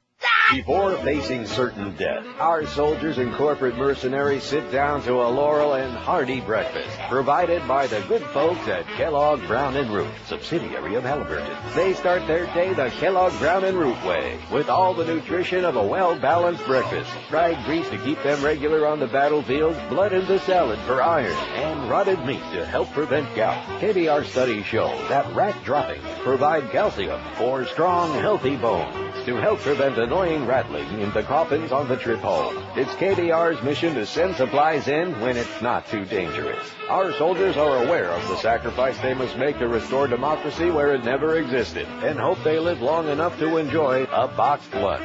Kellogg Brown & Root thanks all of you for your continued support of our troops by looking the other way. Kellogg Brown & Root. From noon at 560, WQM, the wildly popular Jim Mandich, the Mad Dog at 2, the Humper from the Preakness at Baltimore at 4, and then the Crow at 7 because we got a half hour to fill before the game. Beth faxes and says, my biggest complaint is the loss of the farts on your radio show. Oh, my God. After over a quarter century as a Neil Rogers fan, it's like the end of an era, and Beth, you are absolutely correct. Loss of farts on the show. Got that? We got it. Got it. No mas. No more gas. Maureen Dowd writes in the New York Times. It's on our website, but I'm going to read it. She's great. I love Maureen Dowd. I think I might even know most of the words in this article, too. We'll see. We'll see how much I can fumble and bumble through it. She says, testifying before the Senate yesterday, General Richard Myers admitted that we're checkmated in Iraq.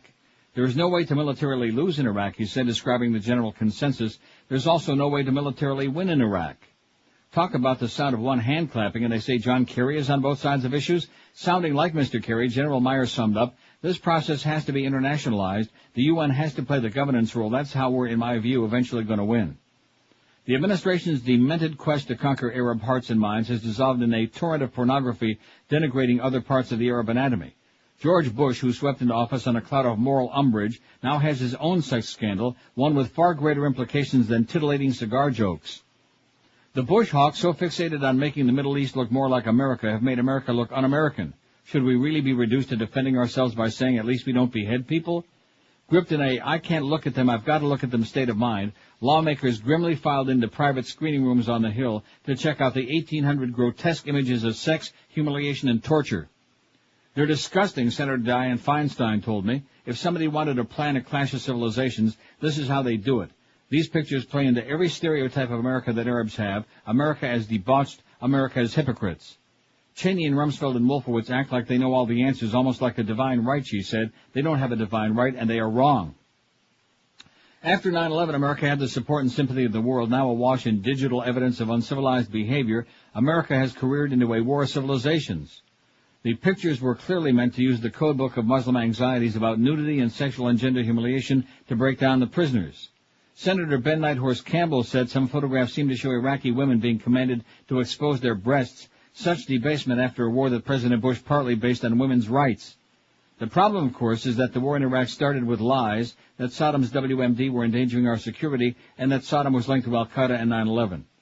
In a public relations move that cheapens the heroism of soldiers, the Pentagon merged the medals for the wars in Afghanistan and Iraq, giving the GWOT medal for global war on terrorism in both wars to reinforce the idea that we had to invade Iraq to quell terrorism. The truth is our invasion of Iraq spurred terrorism there and around the world. That initial deception and headlong rush to throw off international conventions and old alliances and namby-pamby institutions like the UN and the Red Cross led straight to the abuses of Abu Ghraib. Now the question is whether the CIA tortured al-Qaeda operatives. Officials blurred the lines to justify ideological decisions, calling every Iraqi who opposed us a terrorist, conducting rough interrogations, perhaps to find the non-existent WMD so they wouldn't look foolish, rolling all opposition into one scary terrorist ball that did not require sensitivity to the Geneva Conventions or humanitarian do-gooders, to use the phrase of Senator James Inhofe, a Republican from Oklahoma. Senator Fritz Hollings made it clear yesterday that Rummy has left us undermanned and undertrained in Iraq, another factor in the torture scandal. Now in a country of 25 million, you're trying to secure it with 135,000, he's quoted Mr. Rumsfeld, adding, we're trying to win the hearts and minds as we're killing them and torturing them. At least, he said sarcastically, General William Westmoreland never asked a Viet Cong general to take the town like we have for Fallujah. We've asked the enemy general to take the town. The hawks who promised us garlands in Iraq should have recalled the words of historian Daniel Borston, who warned that planning for the future without a sense of history is like planting cut flowers. Maureen Dowd in the New York Times today. It's on our website. You go, girl. I was going to say that. But what is it? I was going to say, you go, girl. That's what I said. I know. I got another real good one, too, from The Nation. I guess I'll save it for a little bit later. Exporting America's Prison Problems by Dan Frosch. About one of the slime balls that they sent over there to Iraq. It's really something. Plus that General Miller, he doesn't even mention him in there. That they sent from Gitmo. See, we could Gitmoize the prisons over there in Iraq, you know, and give them what for, like in Gitmo. 5670560, pound 560 on the AT&T and Verizon wireless line. What's your number one complaint? That's our poll question today. WQAM, hello. Neil. Yes, sir. How you doing today? Pretty good. I was just listening to what you were just reading about Maureen Dowd. She's great. I love her. And I'm looking at the polls, you know, and everything, and I cannot believe. I mean, I've been following politics since I was a teenager. I'm like 46. And I've never seen everything this administration has done has gone wrong. Everything. Right. And there's still 48% of people will still support the president. Everything they have touched has gone bad. Right. They got the Midas touch in reverse. Everything they touch turns to that. And if everything they do, everything they say is all in the up and up and good for us, why are they so secretive about everything? You know what they remind me of? They remind me of Greg Reed at QAM. It's the same kind of thing. No, seriously. They do everything wrong, and at the end of the day, they come out smelling like a rose. I just don't get it. I don't know if it's the media. I don't even know how the media that's a big part of it. That's a big part of it. If you were watching the CNN, the cable Nazi network right now, if you could see the way that they're going on about the great risk that the Bush administration took in sending Rumsfeld and General Myers to Baghdad and this just nonsense. I know. Even a child could see what a dog and pony show, what a desperate attempt it is to save face. CNN's not the best, but I have been watching Lou Dobbs. I don't know if you watch him at all. Oh. He seems fairly fair, though, Neil. No, he's not. No, you don't think so? Now, the only thing, he latched onto this outsourcing of jobs thing, and he's made like a whole life crusade out of that. But aside from that, he's been a real bushlicker all along. And can I give you a complaint to the poll? Yes, sir. That commercial about the flyer drives me absolutely crazy. The flyer? The flyer. Oh. It's awful. I don't know who thought that one up, but... I can't stand the flyers myself. Maybe Troy. Have a great day, Pally. Take care, Neil. See ya. Go Tampa Bay, baby. Straighten your ass out. That John Tortellini, man, he's got a big mouth. 5670560, pound 560 on the AT&T and Verizon wireless line. Yeah, you should hear the way that they were carrying on. Oh, my gosh, the Bush administration taking a great risk and really, the ballsy move. All they're trying to do is just cover their ass after this unbelievable 8 or 9 days of embarrassment. And then, of course, they're sending people like right-wingers like Inhofe and others around. Oh, we're outraged by the outrage, and the media's covered this too much. Why shouldn't the media cover it so much? Why not? Shut up. Yeah, exactly. Why the hell shouldn't they be covering it? What, are we only supposed to show all the parades and waving the flag? Right. Next thing you know, they'll be showing those damn draped coffins again. See, those of us who lived through Vietnam, we know how the media are used and manipulated and what a bunch of ass lickers they are. We know all about that. They're not fooling me. And then finally, when push comes to shove, then finally, when the things come out that are really going on and the motives come out of what this was really all about, and they have no more excuse to keep defending the indefensible, then they say, oh, well, wait a minute, hold on now. This is bad. Just like Vietnam, when 58,000 kids came home in body bags. I mean, what, all this business about the humiliation and torture, what kind of a society has America become when we have so little regard for human life, including our own? That's the thing that frosts my ass. All these kids we're sending over there, they're just numbers on a sheet of paper somewhere. And then we got morons like Tom Jicker writing a thing in his question and answer thing, which will be out on Sunday. It's on the website in the Sun Sentinel. Ripping ABC and Ted Koppel for reading the names of why didn't they do, they had the right to do it, but why didn't they just tell us what they were doing? Yeah, it was just exploitation. They were just exploiting all those dead kids by reading their names on there.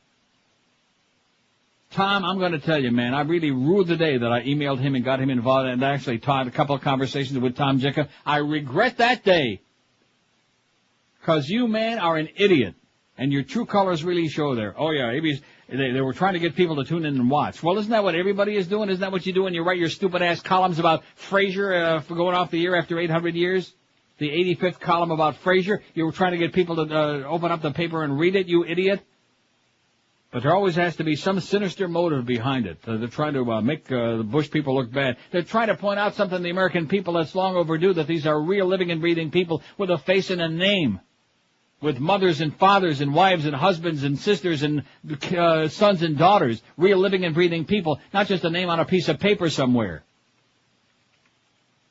Man, oh man, what a mealy-mouthed freaking media we got in America, and that's the only reason that this continues going on. It's pathetic. It's tragic. And it comes as no surprise to me that most of your bookstores probably aren't even carrying this book because it's published by a Canadian publisher, Esprit de Corps Books. Spinning on the Axis of Evil, America's War Against Iraq by Scott Taylor, who doesn't pull any punches, not just about Iraq, but about Kosovo, about all of the crap that's been going on for years and years and years. All of the lies, all of the horrendous, grotesque butchery of human people. Just the pictures of infants in here alone is going to make you puke your guts out. The stories about the depleted uranium. Here's a picture of a bunch of Iraqi bodies. It says Iraqi soldiers killed following combat with the British Desert Rats Brigade during Operation Desert Storm. The British commander warned his colleagues not to draw any tactical conclusions based on such a one-sided affair. There were soldiers who were like weeping because there was like no defense. I mean, talk about it would be like having fat boys stepping on Matty Bell, same thing. But anyway. 567-0560, pound 560 on the AT&T and Verizon wireless line. WQAM, hello. Hi, Neil. Yes, sir. I agree with that last caller that talked about OJ. Now, can I say nutsack area? Sounds like Reverend Jones to me. Yeah. With a bad phony accent. WQAM, hello. QAM. Hey, Neil. Yes, sir. Another phony accent. Two of them. 567-0560. That seems to be the new deal here lately, is the phony accents. We had two fantastic, great calls the last 2 days. One from the Gables. I forget where the one was yesterday, when they don't know they're on the air and they talk in a perfectly normal voice. Then as soon as they know they're, hello, I want to talk about I want to talk about the, Wow. South Florida, baby. You can't complain about the collective IQ in South Florida because it's the big is what it is. Make no mistake about it. Speaking of the big, he'll be at the new Seminole Hard Rock Casino in Hollywood, 4 to 6 this afternoon. Stop by to win the prize wheel for some of our crappy, very inexpensive and very embarrassing QAM prizes. That's at the new Seminole Hard Rock Casino with the big 4 to 6 this afternoon. 12 minutes past noon at QAM. Voom is TV, but not just your ordinary pedestrian regular TV. It's high-definition TV delivered via satellite dish and HD receiver. The picture is so clear, so superior to regular TV, it's like comparing the latest DVD to old footage of Tom Edison. Voom is the only entertainment system designed for high-definition TV. It's got the most HD TV anywhere and provides all the equipment necessary to enjoy the ultimate HD TV experience, including the satellite dish, HD receiver, and the remote control even. And what's not to like?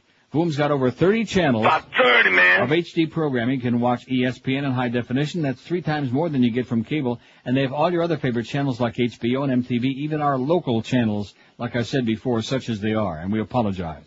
Voom's got over 120 channels of great entertainment. Voom even has exclusive channels of HD movies, music, and sports that you cannot get from your cable or satellite company. So with Voom, you get everything you got now, plus these awesome high-definition channels. What's the sense of going out and spending a lot of money on an HD TV set if you don't have something to watch? Call Voom today, toll-free, 1-866-848-8666, or visit Voom.com for a limited-time offer, which includes free installation, no upfront cost, no long-term commitment.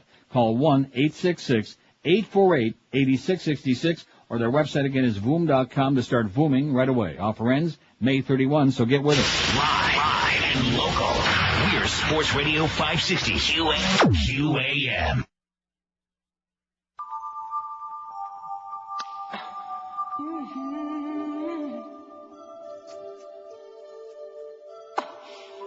Always been deranged for most of my life.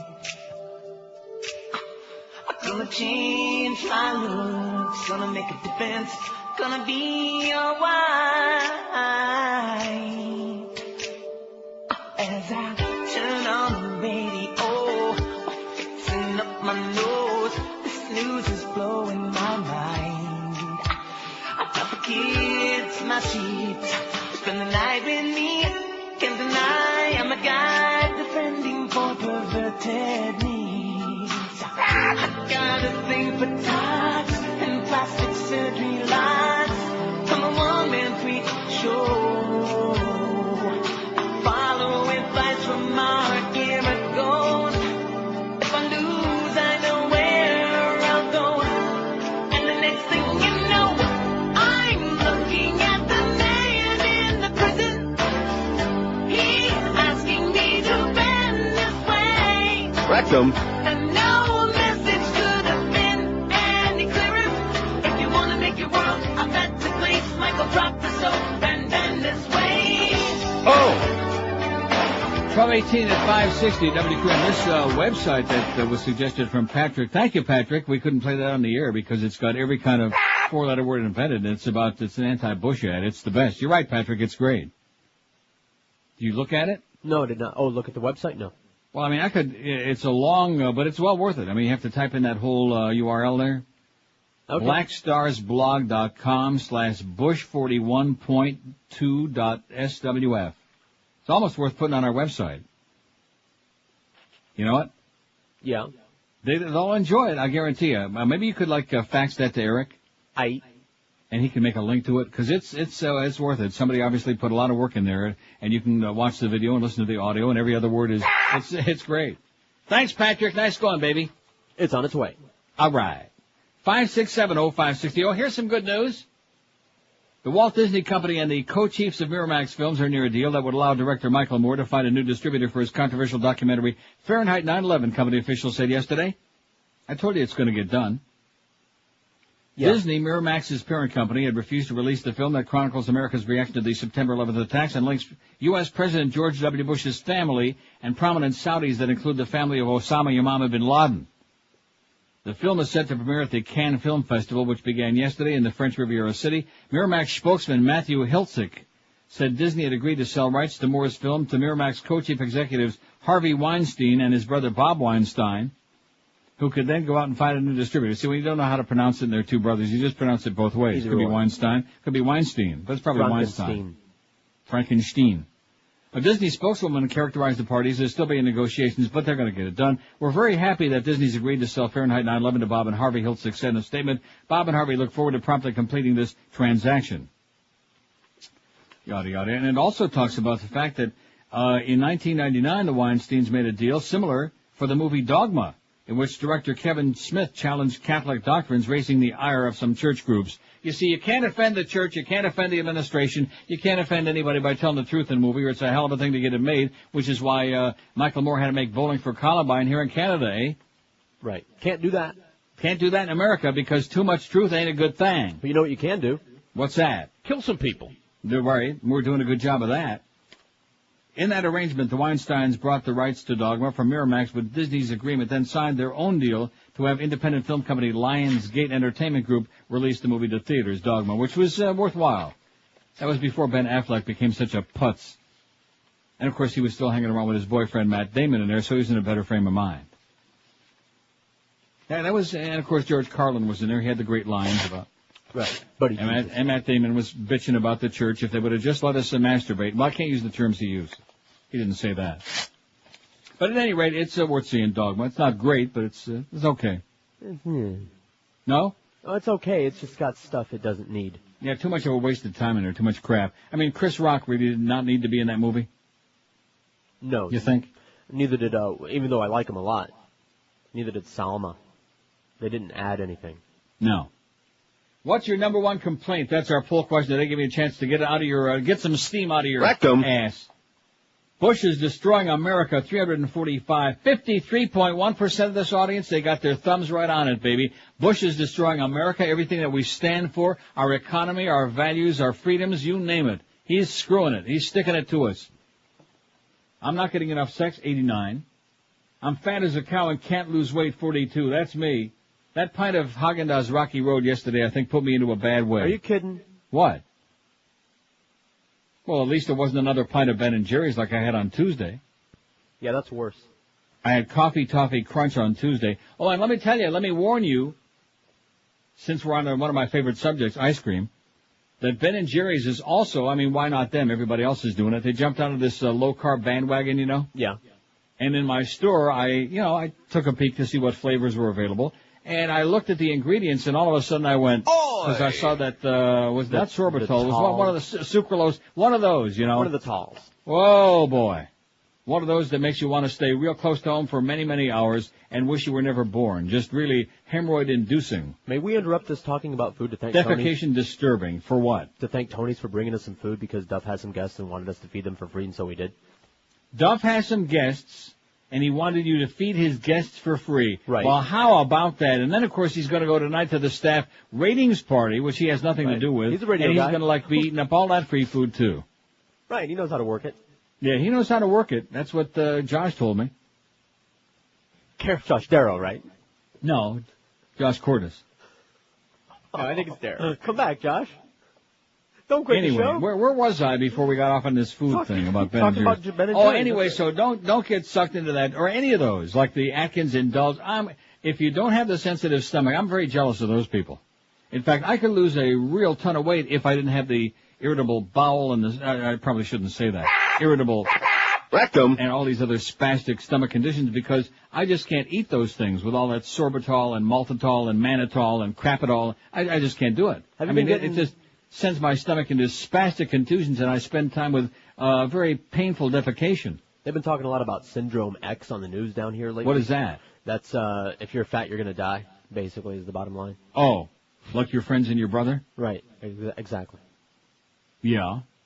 Well, what does that mean, Syndrome X? That if you have the propensity to put on an abdominal fat, then that also means that you will have high blood pressure, diabetes, heart disease, and you're going to die. Don't have no heart disease, though. My heart's pretty good. How do you like that? It's a miracle. It must be in my genes. Yeah, and that's what they're saying, that it's genetic. There ain't much in my genes, but that might be what it is. Anyway, let's get back. What's your number one complaint? Bush is destroying America, 353. I'm not getting enough sex, 89. I'm fat as a cow, can't lose weight, 43. I'm getting older and it sucks. Everything hoits, 38. My wife isn't bisexual, 36. Damn it. Nobody's spicketing lace in Miami. Look how many votes that's got. Got 30, man. South Florida driver's 19. My boss is a real hole, 14. I live in Florida, 14. Loss of fart sounds on the show, 10. 10 already. We just put that on there. Nice going, Beth. Mo Howard David is still on the air, 8. The child support system, 3. O.J. Simpson's still free, 2. The Herald only 1. It's too humid and giant mosquitoes have got, out of 660. We need just 6 more votes for 666, baby. El Anticristo aquí. Well, too bad it's already 670. On yours? Yeah. Damn it. Well, that's a good omen. If it stopped at 666, that would have meant I would have had to buy the Rimmers lunch today. I know the audience is wondering, how the hell can the Rimmers, you buy them lunch when you're in Toronto? Well, guess what? They're here. Come on. They're here. The Rimmers are here. Oh, no, Neil.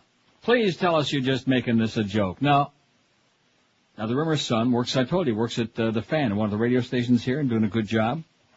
He's engaged, got a nice girlfriend, but they won't leave him alone. They keep I can't stand parents that keep chasing their kids around. They just want to smother them and keep chasing them around. You know what I mean? Oh, yeah, I know what you mean. Yeah. And so here they are, and of course, my being here, that's just the extra frosting on the cake, which gives them a great opportunity to meet me this afternoon for lunch. Who do you think's buying? Here's a fax from somebody in Jupiter. It says, like you, I'm a big fan of Maureen Dowd. Did you also see... No, I will not read Thomas Friedman's any article, okay? Because you can't... It says he finally grew up here, took some shots at the Bush administration. This is a guy who has no credibility all of this time, and now all of a sudden we're going to say, oh, gee, he finally said something that made sense. I'm not buying Tom Friedman. Okay, he's an idiot. He is a... moron. Right. Well said, Chris. Our good buddy Chris Moore, man. He was the best. Rat-attack! Rat-attack! Stupendous! Boy, what a fool he was, huh? You know, the play-by-play people on this radio station over the years, we've sure had some really bizarre people. The Jigsmeister, Jugs McDonald, old McDonald, he's retired. A real legend in Bill Torrey's mind. Kicked his ass out of this town after 2 years. I mean, really hated him like poison here. And we got Dave Van Boring, who is living up to his name. Anyway, let me tell you right now, you've heard us talk about Fast Train on all of these shows for a long time, and you probably wondered if maybe this is something that can help you out. Well, why not check it out when in doubt? Because the facts are easy to figure out. If you've got the dedication, Fast Train can provide you with the necessary training and can help you achieve that new high-paying computer career in just 4 short months. So if you're sick and tired of working for peanuts, if your life ain't worth a crap, in just 4 short months you can be on your way to a real life and a real career. Fast Train offers you day, night, and weekend classes, financial assistance for people who qualify. And once you complete your classes, Fast Train can even assist you in obtaining a brand new, great, high-paying computer job. It's that easy. All you have to do is just reach over and pick up that phone. That's about it, and get yourself started. And with 7 Fast Train locations in town, including Miami, Fort Lauderdale, Kendall, and Pembroke Pines, there's sure to be a location, a Fast Train campus nearby you. If you want more information, you can check them out on the web at fasttrain.com, but then reach over and grab that thing and the phone, too, and make that call that can change your life. Call 1-866-FAST-TRAIN. Live and local. This is Sports Radio 560. QAM. 12:33. I wonder how our old friend Kurt's doing over there in Tampa with Susie's short skirts. Remember those days? Oh, yeah, the glory days. How could we forget? Did you go with us when we saw Kurt do his drag routine? No, I missed that. Oh, boy. But I was up there. And that was in Tampa, no less. Wow. Right, yeah, well, they don't do any faggery out in the country. No, wait, they don't do no faggery there. They're just practicing for Iraq, I guess, maybe. A lot of faggery going on. Of course, if Rush wouldn't be watching all them homoerotic websites, maybe he could get back to, like, popping some more pills. Well, you could do those at the same time. You'll like this story, since you hate Walmart so much. Oh, speaking of Rush, before we get to that, because it's in the papers, might as well mention it. Conservative pill-popping talk show host Rush Limbaugh has purchased full-page ads in 2 Florida newspapers to charge that local prosecutors are politically motivated, investigating him for doctor shopping. Limbaugh's company, EIB, the Obesity and Broadcasting Network, said the ads, which would run today in the Palm Beach Post and the Sun Sentinel, reprint a May 9th editorial from the conservative Washington Times that accuses West Palm Beach State Attorney Barry Krischer of political opportunism. Limbaugh, one of America's most influential conservative nutjobs, last October publicly admitted an addiction to prescription painkillers and checked into a drug rehab center. He's been investigated by Democrat Krischer's office. The Washington Times cites as evidence of Krischer's bias his stated policy against prosecuting those with addictions so that he could focus on dealers. The paper calls the case against Limbaugh shaky and based largely on the testimony of his former housekeeper, Wilma, and her husband, who sold their story to tabloid newspapers, The Inquirer, and were accused of trying to blackmail the talk show host. Of which, by the way, there is no evidence. The editorial also said that the Florida Attorney General, the Florida State Bar Association, and the American Civil Liberties Union have criticized Krischer's handling of the case. Of course, the Florida State Bar, most of them belong behind bars anyway, okay? Who are you people kidding? Florida State Bar, my ass. Anyway, here's the story you'll like. I mean, it's not a big deal because it's like pocket change to them, but nevertheless, It's just shining the spotlight again on more evildoers. Here are some of the real evildoers, all you kids out there. Walmart. That's right. When Mom and Dad want to pop your ass into the car on the weekend and drag you over to Walmart, say, no way, thanks. I'll stay home and watch porno movies or something. Right. Walmart stores has agreed to pay a $3.1 million fine to settle charges of violations of the Federal Clean Water Act at store constructions across sites across the country. The U.S. government said yesterday the fine was the largest civil penalty ever against the company for stormwater runoff violations. Officials said they hoped the settlement with the world's biggest retailer would set an example for smaller companies. Walmart, which is also the nation's largest retail construction developer, agreed to institute better control measures to reduce stormwater runoff at construction sites. The retailer was fined $1 million over similar violations in 2001. obviously didn't learn their lesson and don't give a flying crap. The complaint against Walmart alleged violations at 24 sites in 9 states. It included charges that the company failed to get a permit before beginning construction and didn't develop a plan to control polluted runoff water. Runoff from construction sites is a primary contributor to the impairment of water quality in the nation, said Thomas Skinner, acting assistant administrator of the EPA's Office of Enforcement and Compliance.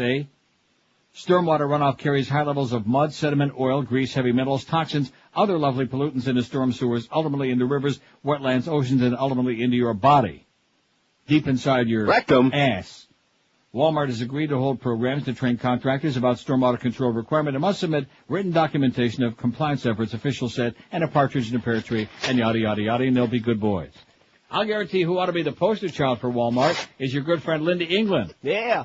She reminds me of just exactly what you see shopping at Walmart. She could be a greeter. We're talking about a class of trailer trash that even Jerry Springer won't put them on the air. How do you like that? They ought to round them all up and put them in a few double wides. Matter of fact, right out there in front of Walmart. That prison's like a Jerry Springer episode. Exactly. Well, I wish I wouldn't have Schmidt-canned that story about how she was like, I can always print it out again from the New York Post. How she was what? Screwing everybody in sight and naked as a gibber. I know it by heart. Huh? I know it by heart. I've been following her closely. Why? She's grotesque. Oh, it's fascinating. Come on. Oh, give me a break. She is nasty. This is she down is home, corn slimy. pone. And dykey, even with that boyfriend and her pregnant pupik and everything, she just seems awful dykey to me. She'll be lactating soon. Maybe she just needs anything that moves. WQAM, hello. Hey, Neil. Yes, sir. Hello. Hello. Want to talk to Neil? WQAM, hello. Neil, God. Yes, sir, speaking. That was unbelievable fast. I grew up in North Miami, had to move to Okeechobee so I could buy a house that I could afford. Yeah. And Walmart's the big deal up there. And I know some people that work there. Oh, my God. They worked there for like 5 years, and their pay is like $5.75 an hour. Right. And I'm thinking, well, maybe they're slackers. And I meet a guy that's a manager there for many years, and he says, that's it. They won't pay any more than that, no matter how many years they're there. They're a bunch of grave robbers, man. It's unbelievable. 5 years, and you're still making $5 an hour. Walmart is what's wrong with America today. I know. It's every day. They can't put enough people in our country fast enough, and they can't kill us quick enough. Mm-hmm. And I'm running to the border with you, Neil. All right, I'll be looking for Love you, Pally. Stay on forever, please. We'll keep the lights on for you and have a few Tim Horton donuts waiting for you, too. How's it going, eh? 5670560, pound 5.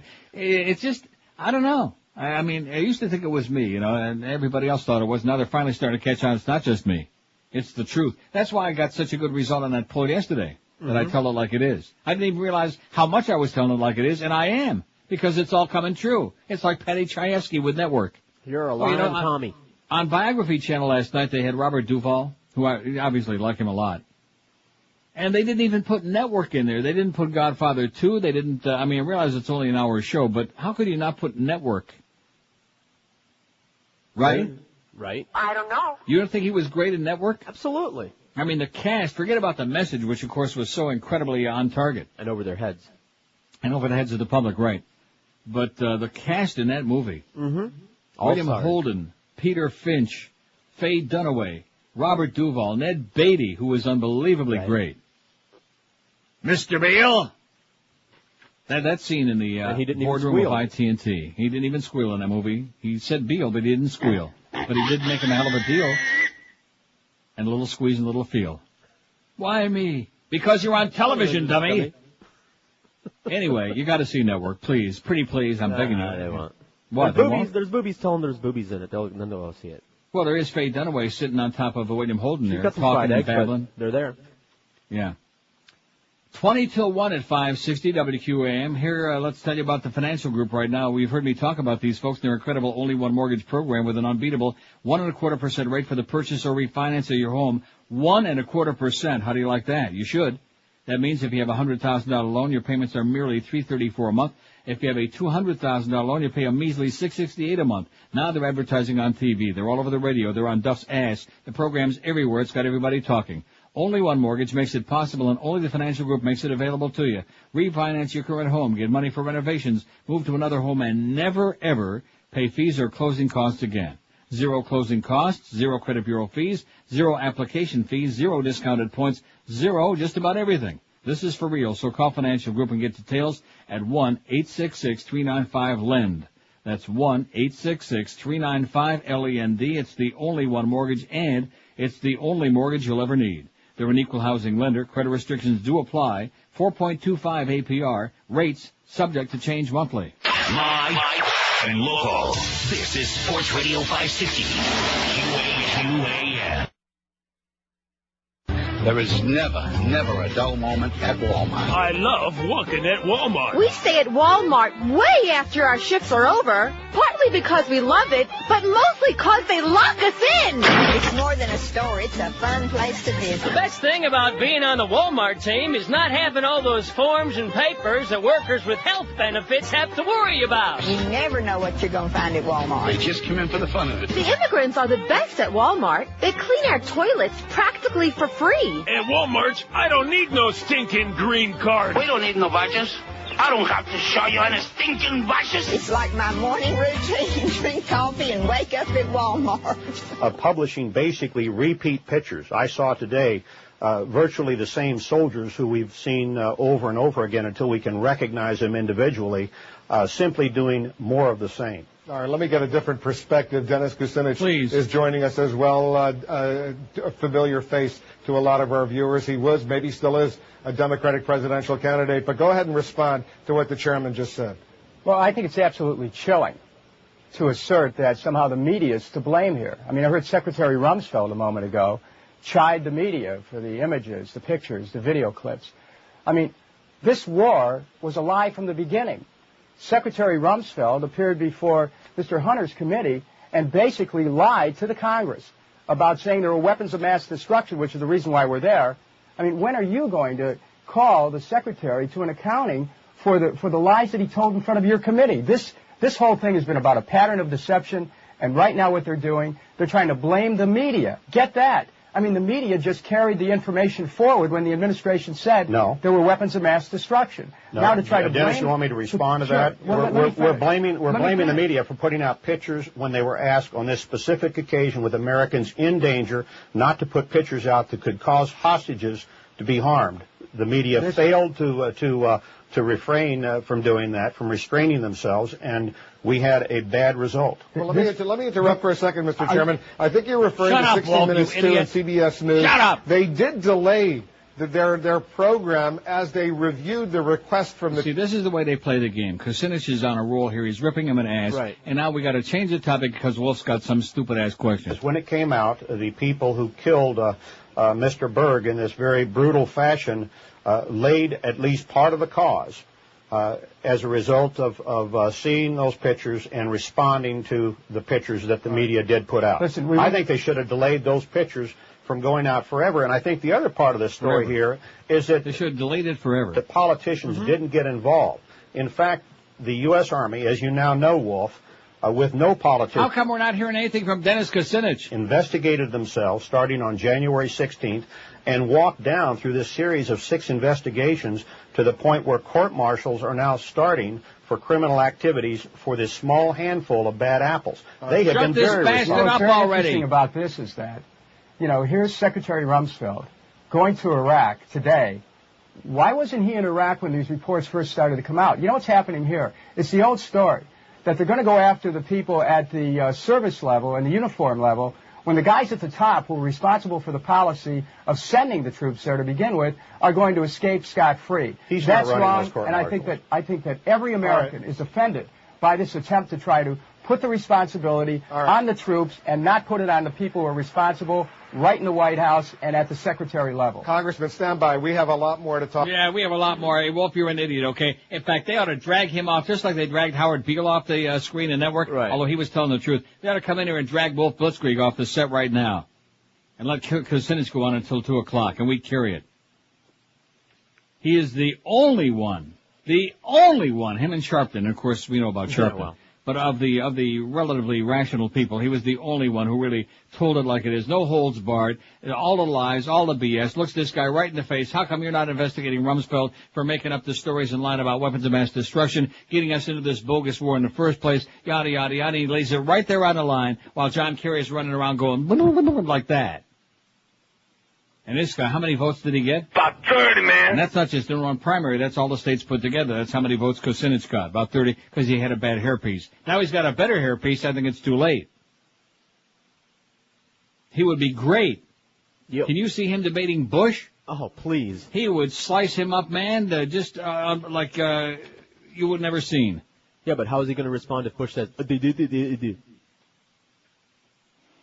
567-0560, pound 560 on the AT&T and Verizon wireless line. What's your number one complaint? I'll tell you what my number one complaint is. I want to add this on there right now. You know what it is? The media is sick and needs help badly. The media sucks.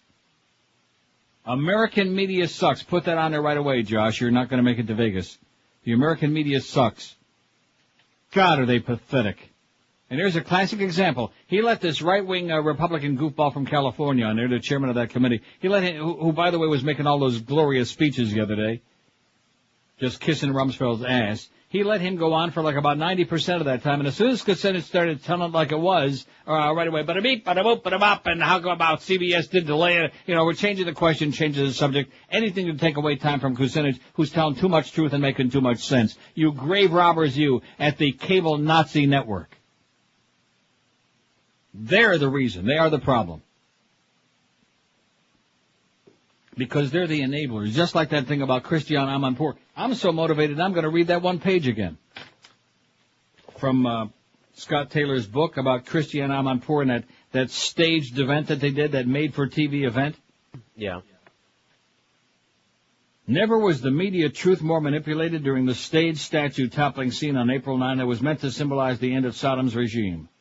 Watching CNN senior correspondent Christian Amanpour give a live report on the supposedly spontaneous incident, I suspected this would be one of the U.S.'s largest staged news events. What a coincidence for Amanpour and her crew to be on hand in Firdos Square to capture on video a mob of Iraqis as they tried to bring down a large statue of Saddam. Unable to achieve this feat alone, a detachment of U.S. Marines just happened to be in the area to lend a hand. I listened incredulously as Amanpour told CNN's viewers that this was Baghdad's central square and that this particular statue was deeply symbolic to the Iraqi people. As Firdos Square sits between the Sheraton and the Palestine hotels, I was very familiar with it. Contrary to her claims, Firdos Square certainly was not the center of Baghdad. The real center, Revolution Square, was some 2 kilometers away and was still very much under the control of Saddam loyalists. Further, this particular statue was cast from a standard mold, and identical copies could be found all over Iraq. In fact, up till the previous October, when the statue had been erected, Firdos Square had been nothing more than an empty traffic circle. When other media outlets housed in the Palestine Hotel began broadcasting images of these statues toppling, they actually provided a different perspective. By pulling back from the action, it became obvious that the Iraqi mob was in fact just a tiny crowd. American tanks completely surrounded the square, so the Iraqis were operating inside a protected perimeter. One Iraqi who camped it up for the cameras by banging his shoe on the toppled Saddam was later recognized to be one of Ahmed Shalabi's INC bodyguards. 2 days earlier, the same individual wearing the same shirt had appeared beside the Iraqi National Congress president when he returned to the town of Nasiriyah. As became clearly evident, the incident at Firdos Square had been orchestrated by the U.S. military in conjunction with CNN, the cable Nazi network. While it would certainly not fool Iraq citizens, it effectively convinced North American audiences that the war was over. During that evening's newscast, global television anchor Kevin Newman interviewed correspondent Patrick Graham, one of the few Canadian reporters who had stuck it out in Baghdad. From the Palestine Hotel's rooftop, Graham explained how this particular incident had involved only a handful of Iraqis. He went on to say that in reality, the Fedayeen fighters still controlled most of Baghdad. Nevertheless, the following morning, virtually every North American headline read, Saddam toppled, and CNN had switched its War in Iraq logo to a new Iraq rebuilds. Instead of waiting for the Iraqis to rise up en masse to celebrate their so-called liberation, the Bush administration had decided the time was right to start celebrating for them. A staged TV event to brainwash and manipulate the American public opinion. And very successfully and easily done. You ask them any questions you want, and when I said I don't want to just have one sitting, I want to have multiple sittings We had multiple briefings where members could ask. You're going to be like, what's her name, Linda England, have multiple orgasms. When they made a decision to go to Iraq, they did it as members of Congress who understood and who had been informed, and we had vast turnouts. We had a majority of the House come down, and they got their own information. So the idea that somehow they came in and Don Rumsfeld told them to all go vote for the war, and they did that, is not accurate. Let me just say this about the Secretary. The Secretary's I think he stuck Dennis under the chair. Sanchez has done this by the book. 3 days after the soldier came forward. Now he's raving about the great job that Rick Sanchez is doing. You now know that they announced that to the combined audiences of CNN, MSNBC, and Fox. So outside of 50 million people, they kept it a secret. They walked down through these investigations, and they have criminal prosecutions starting right now. But once again, Wolf, the number is 6, and now I think it's been expanded to 7. And most members who have seen these pictures say, how come we see that same little group of people in almost every picture? And there hasn't been a link where between the White House or the Pentagon where somehow Don Rumsfeld is making this happen. If I could respond. Go ahead. And I think it's important. The chairman may have forgotten what Mr. Rumsfeld said, because maybe it's not 6, maybe it's 1. Listen to this quote. And this is right from his testimony to your committee. He said, talking about Hussein, that Hussein has, at this moment, stockpiles of chemical and biological weapons and is pursuing nuclear weapons. His regime has an active program to acquire and develop nuclear weapons. Very likely all they need to complete a weapon is fissile material, and they are at this moment seeking that material both from foreign sources and the capability to produce it indigenously. Now, if that's not a lie, what is it? I think that's largely accurate. And my statement at the same time, if you saw that, if you saw that, Dennis, my statement at the same time was you could put the entire 8,500 liters of anthrax material in one pickup truck, and the idea that was going to be sitting in a parking lot waiting for us to come pick it up was, I told people a year ago, not going to happen. Congressman, unfortunately, we got to do a commercial break, and we're out of time. And the music swells up in the background. This is CNN. Wow. You see how many words he let him say there, Kucinich? About 30, man. Yeah, because every time somebody starts blurting the truth out, we got to cut him off. We got to interrupt. It's time for commercial. Wolf's got to go take a crap. Something's going on, man. We got to interrupt. Truth us, interrupt us. That's the American effing way. Make no mistake about it. I got kind of sidetracked there, but I'm glad I did. It was fun. No, because Kucinich is great. He doesn't mince his words. He may mince a little bit, but he don't mince his words, and he doesn't beat around the bush, and he just tells it exactly the way it is. He does beat around on the bush. Nice going, Dennis. Too bad you didn't get to say anything. 1256 at 560 WQM. Is your company suffering from regulations and increased labor costs? Let Oasis Outsourcing help you when it comes to the people side of your business.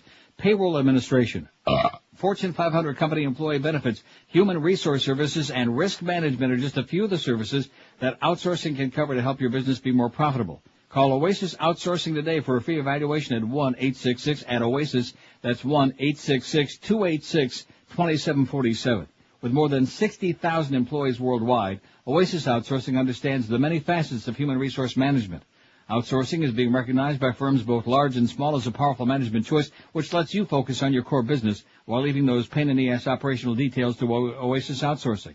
So let these folks make your business a lot more profitable. If you want a free evaluation with no obligation, call them toll-free at 1-866-OASIS. That's 1-866-286-2747 for Oasis Outsourcing. Live and local. This is 560. The radio's all yours.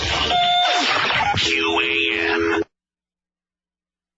CBS. Well, this is General Richard Myers. Oh, hi, General. How can I help you today? Well, now, look, we got some pictures coming out. The Department of Defense would like CBS not to show those on national television. Well, Mr. Hewitt had his heart set on showing that piece this week. I understand that, but I'm asking you nicely the first time. Well, I'm afraid we can't help you, sir. Oh, just one other thing, if you don't mind. And what's that, sir? I'd like to hear the Neil Rogers 1 to 2 hour.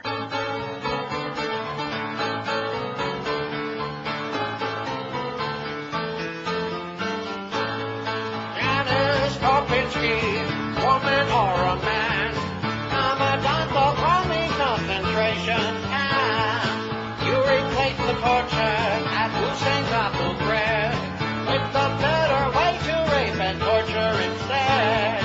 Conquering Iraq because we was something that we know they did not do. Ushabara Nazi occupation. Now we're all screwed. Janice Kopinski let that freedom ring, and my electrified barbed wire do their thing. Take those naked inmates, stack them in a pile. There's a Kodak moment to say cheese and smile. We're seeing all that's rape and torture, investing new atrocities for cause. Like Nuremberg, you only follow orders. Look what we've become.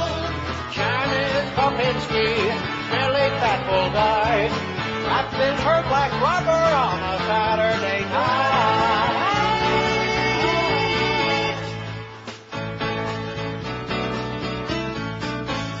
103 at 560, WQM Mad Dog at 2, the Humper from Baltimore and the Preakness at 4.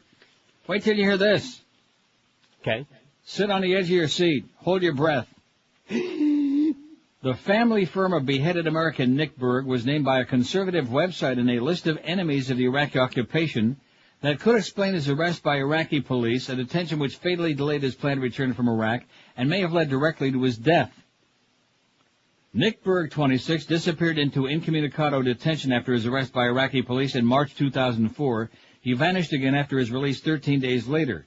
His body was found last Saturday in Baghdad, and a video of his beheading supposedly by a radical Islamic group was posted on the Internet Tuesday.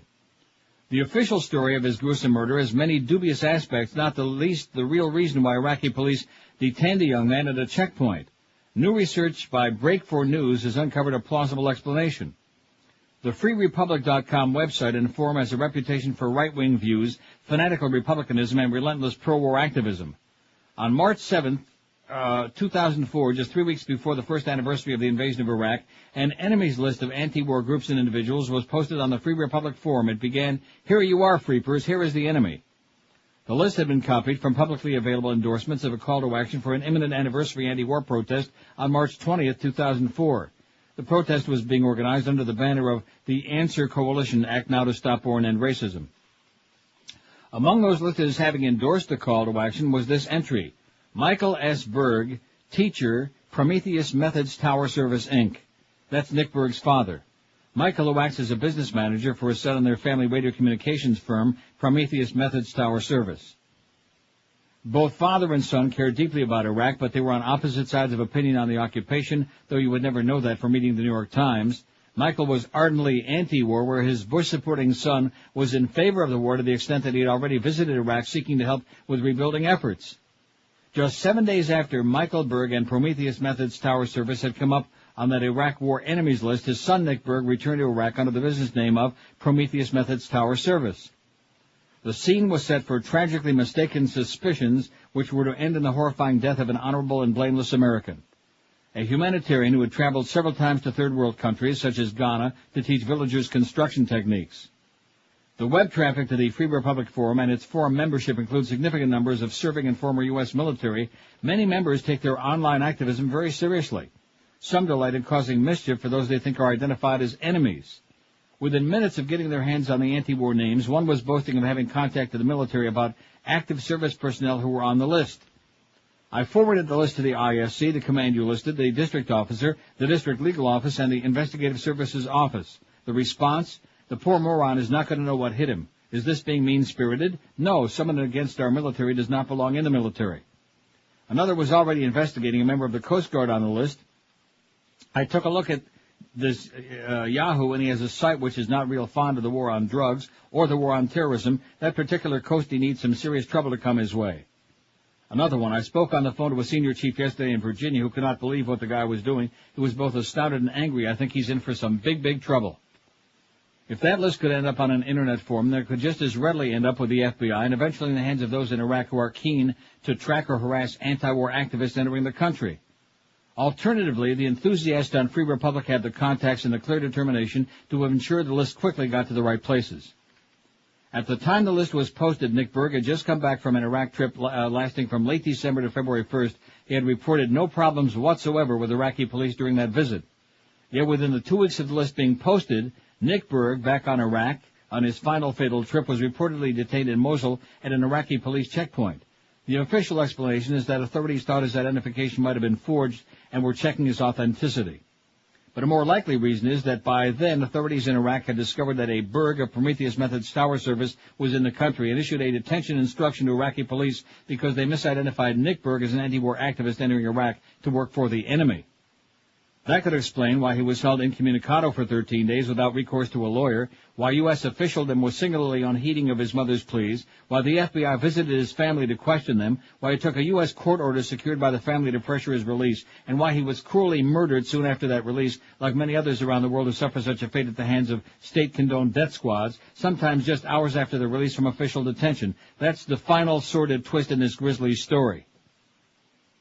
If the world was an uncomplicated place, then this tale would end with the mistaken arrest of Nick Berg. We could finish by noting that Nick's father is reportedly accusing the U.S. government of contributing to his son's death. Unable to find work in Iraq, Nick Berg's last trip was set to be a short one. He planned to return to the U.S. on the 30th of March. Michael Berg charges that his son's detention until April 5 was a violation of civil rights, which fatally delayed his exit from Iraq and instead left him dangerously stranded in the middle of the explosion of violence which erupted early April 2004. But there are much graver aspects to all of this. Another chilling perspective is best summarized by the war cynicism of Michael Rivero at whatreallyhappened.com. In a commentary on the beheading of Nick Berg, Rivero writes, "How wonderfully lucky for Bush and the neocons that such a great piece of pro-war distract from the torture scandal event happens at this particular moment." Rivero's world-weary realism strikes a chord with his popular website's visitors, but will undoubtedly shock unseasoned observers. However, he is far from alone in questioning the official line. Others have noted the two white hands and military at ease stance of the hooded captors in the video. The killing has certainly eased the international discomfiture of the U.S. The problem with assumptions that al-Qaeda is responsible for Berg's beheading is that Musab al-Zarqawi is mentioned in the caption on the videotape of the killing. Al-Zarqawi came to our attention in January 2004 when the U.S. military claimed to have intercepted a letter of his written to the al-Qaeda leadership, but the content of the letter read like a U.S. military propaganda statement on the situation in Iraq. In the letter, al-Zarqawi wrote of Iraqis coming to welcome the U.S. presence in Iraq and about how al-Qaeda was losing ground in its war against the U.S. In February 2004, an article titled The Zarqawi Gambit by Greg Weiher on Counterpunch was deeply skeptical of the letter. If you were Karl Rove, you couldn't design a better scenario to validate the administration's slant on the war than this. That's a good reason to maintain a healthy skepticism. In fact, there are a number of good reasons to take this story with a grain of salt, maybe 3 or 4 pounder. The U.S. has been keen to paint the opposition to the occupation as composed of many foreign fighters tied to al-Qaeda. The letter was clearly fabricated for propaganda purposes, with al-Zarqawi as its new al-Qaeda star. But if al-Zarqawi is merely a flimsy propaganda creation, then what confidence can we have in the official line that al-Zarqawi and al-Qaeda murdered Berg? The only plausible alternative is a covert black operation orchestrated as part of the seedier arm of U.S. foreign policy, which generally only come to light when candid photographs, for example, reach the public domain. But that's an explanation which many would reject on the grounds that no force allied to the U.S., no matter how black its operations, would have members so callous as to even countenance the cold-blooded beheading of a U.S. citizen. However, there's a mindset amplified by war passions and found among the gung-ho brutes who beat Iraqis to death, found among the thuggish mercenary death squads who roam to slay at will, and found among the cold-blooded sociopaths who planted bombs for political strategic reasons. It's war, and war begets a wartime mindset. Nick Berg's detention indicates that the authorities regarded him as an anti-war activist and possibly also an enemy. That original post on Free Republic contains a telling indication of a mindset which in the heat of war could well kill an American who regards as the enemy. A mindset which has now reacted to Michael Berg's loss of his son like this. I wonder what he thinks about his Muslim buddies now. A mindset displayed by such keywords used on Free Republic to categorize the list of anti-war supporters. The keywords are appeaseniks, damn commies, enemy within, leftists, peaceniks, rats, scumbags, traitors, treasonous.com, useful idiots, and war on terror. And yes, we did use the one word because it's in a news story and you better not have dumped it. I waved him on. He was reaching for it. It's a news story, yeah, okay? Right. Schmuck. So there you go. That's that, and you can take that with, like I said, 2 or 3 grains of salt or not believe it or whatever you want. But certainly the first part about the company. Right. Sure.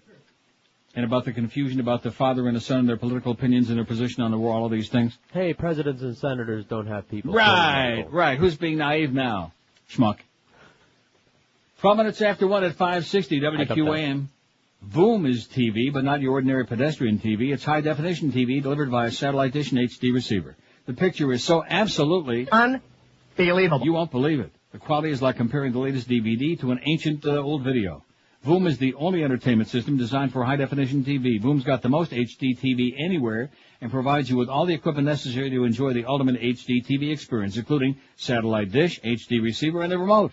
And Voom's got over 30 channels. About 30, man. Of HD programming. You can watch ESPN in high definition. That's 3 times more than you get from cable. And they have all your other favorite channels like HBO, MTV, even your local channels, too. Voom's got over 120 channels of great entertainment. They have exclusive channels of HD movies, music, and sports that you can't even get from your cable or satellite company. So with Voom, you get everything you got now, plus all these new awesome high-definition channels, too. Call today to check this out. You better not wait because the offer ends May 31. Call 1-866-848-8666 or visit Voom.com for a limited-time offer. And the offer includes free installation, no upfront cost, and no long-term commitment either. Call them today, toll-free, 1-866-848-8666, or check them online at Voom.com. We're Sports Radio 560 QAM. Our polls show the American people are concerned about the gigantic budget deficit. Yeah, I understand. Hey, I got an idea. Let's cut taxes. This man suffers from a serious affliction called DADD, Deficit Attention Deficit Disorder. But he's not alone. Senator Kerry, what will you do about the budget deficit? We need to increase taxes, but not quite as much as we increase spending. Virtually every politician suffers from Deficit Attention Deficit Disorder. Those affected are unable to stop spending more money than they're bringing in.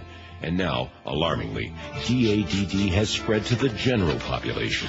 Honey, look at this credit card bill. You're right. We've got to do something. Oh, look! Big screen TV's on sale.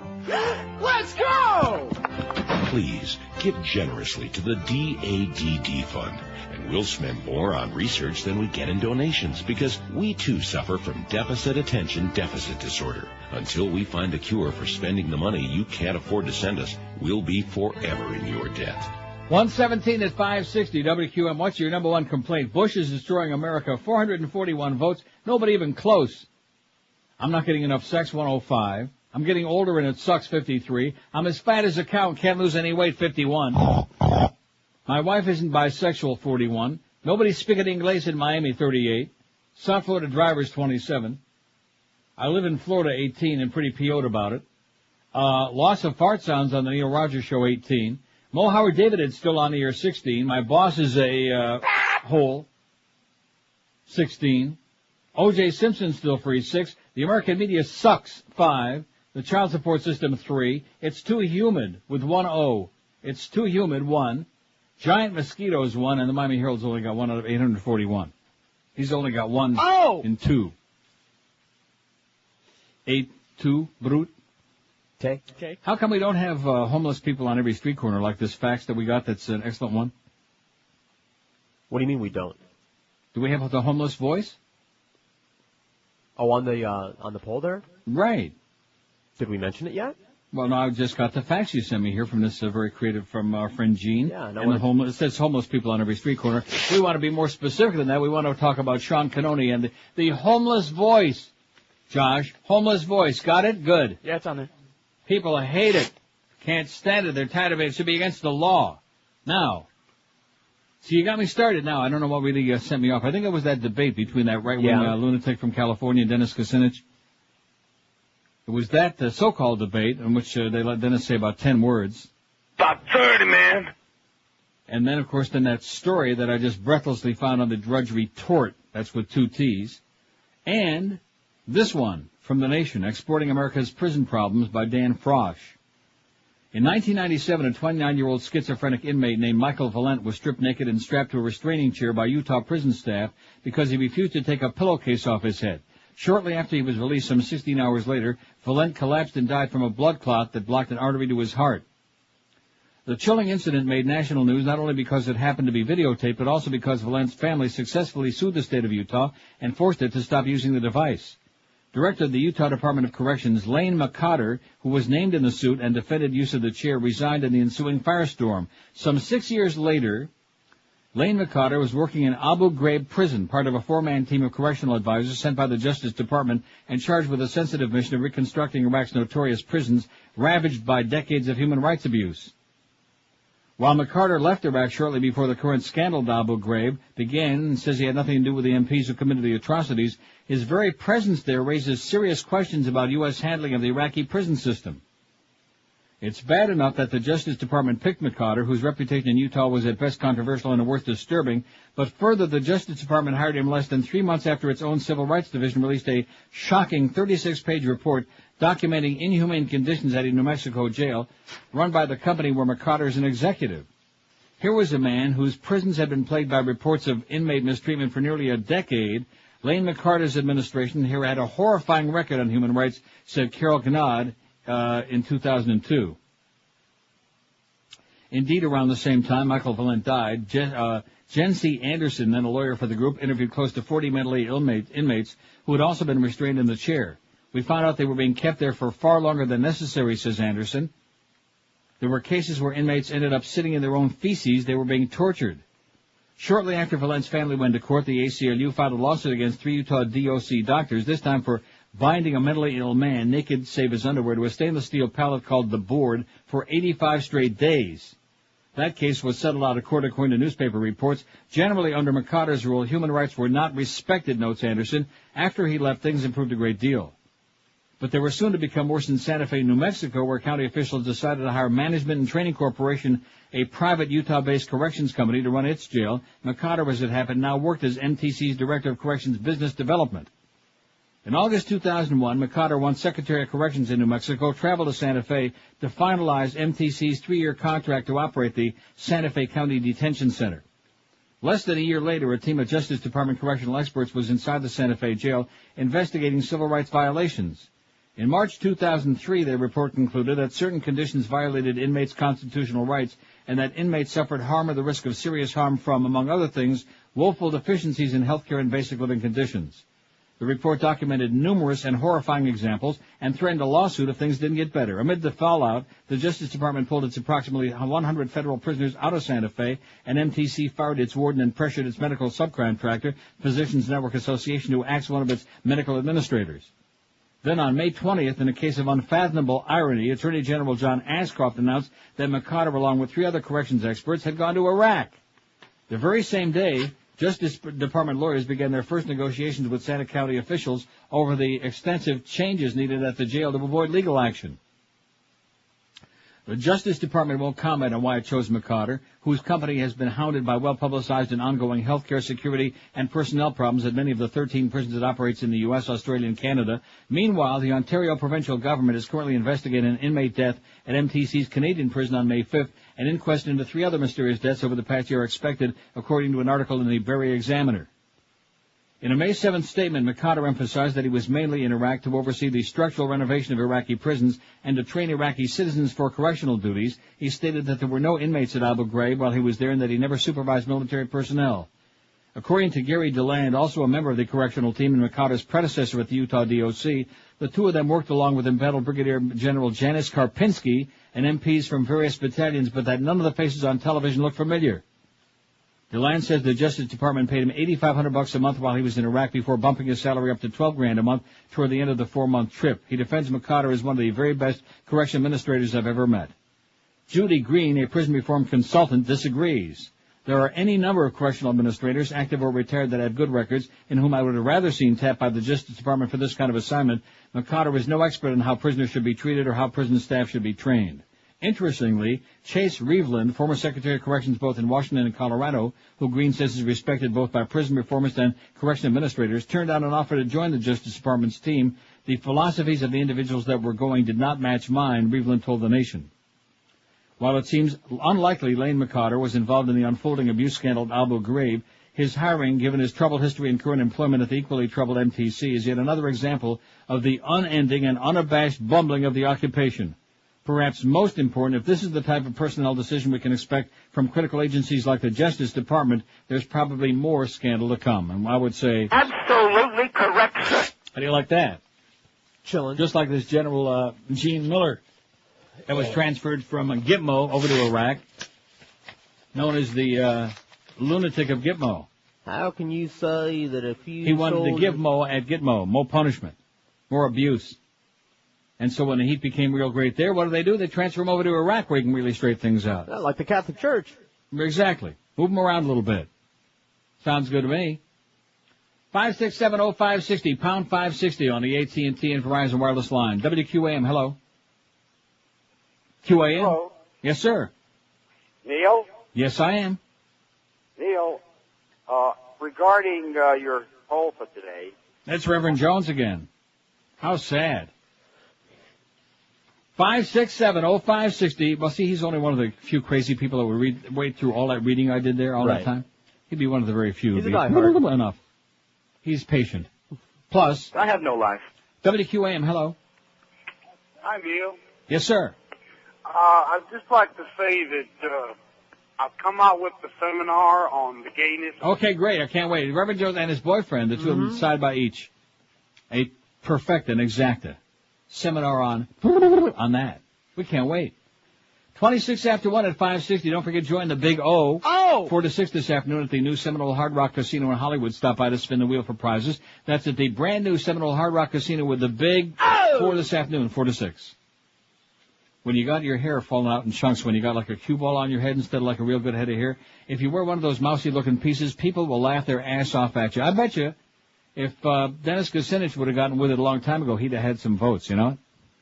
He waited too long to get himself a good head of hair. Well, you guys out there don't have to wait long. All you have to do is call our good buddy Charles Alfieri because he's designed and supplied hair systems to big guys, little guys, important guys, schleppers, everybody in between for more than 35 years. He's appeared as a guest on Good Morning America, the Today Show, and CBS Morning News, introducing his patented hair system that offers you the most amazing natural hairline system anywhere. Now, keep in mind the most critical area of any hair system is the hairline, and Charlie's new skin-like hair system is so great looking it's 100% undetectable. And Charlie gives you a 30-day guarantee. What's not to like? If you don't, after a month, love the way it looks and feels and smells, return it for a full refund. So all you have to lose is that glaring, shiny, bald spot or that mousy-looking piece. And keep in mind, Charlie also services and repairs existing hair systems, including shampoo and trim. So don't delay. Call Charlie today and change your life forever. Look better and younger than you ever dreamed you could. Call 1-800-321-2413. Say goodbye to that muskrat. Absolutely. Get yourself a great-looking head of hair. 1-800-321-2413 or go online, charlesalfieri.com. Live and local. This is Sports Radio 560, QAM.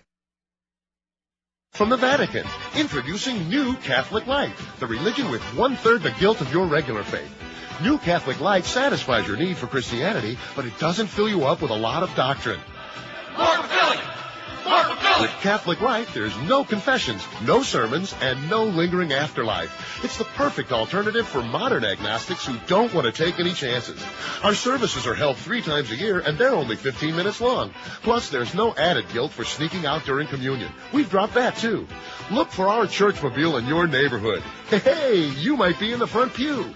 For ye of little faith, try Catholic Light, because a little faith is all you need. 131 at 560. By the way, speaking of the Catholic Church, Mexico City. You must have just made this up. Yeah, I typed it right up. A Catholic priest shot to death the mayor of a town in western Mexico City early yesterday after the pair got drunk and began punching each other during a religious festival, state officials said.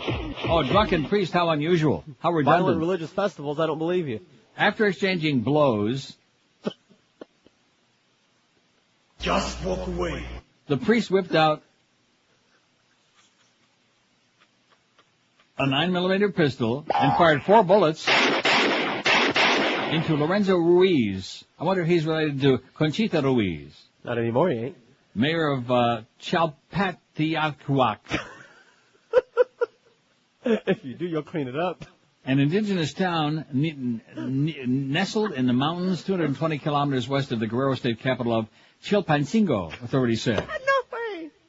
It seems that they were arguing, these two men. They were at a get-together. They had words, and the priest shot the mayor. They apparently were both in a state of drunkenness, said Guerrero State spokesman Jesus Nava. Local newspapers said the priest, whom they identified as Lorenzo Cuellar, was arrested after he also shot the mayor's son, injuring him. The priest was in town to celebrate a local religious festival, which started Tuesday evening and lasted into Wednesday morning. Guerrero is one of the poorest and most violent states in Mexico.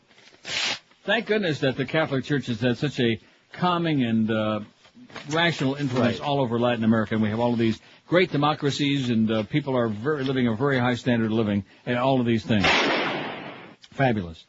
Not to mention, of course, the great job the Pope did in Cuba. 5670560, pound 560 on the AT&T and Verizon wireless line. WQAM, hello. Hi, I was wondering why the Catholic Church is denying Democratic politicians that are pro-choice to receive communion, but they allow child-molesting priests to receive communion. Because they're a bunch of liars and hypocrites. Love your show. Thanks, sweetheart. Have a great day. Okay, she caught me with a mouthful of soda.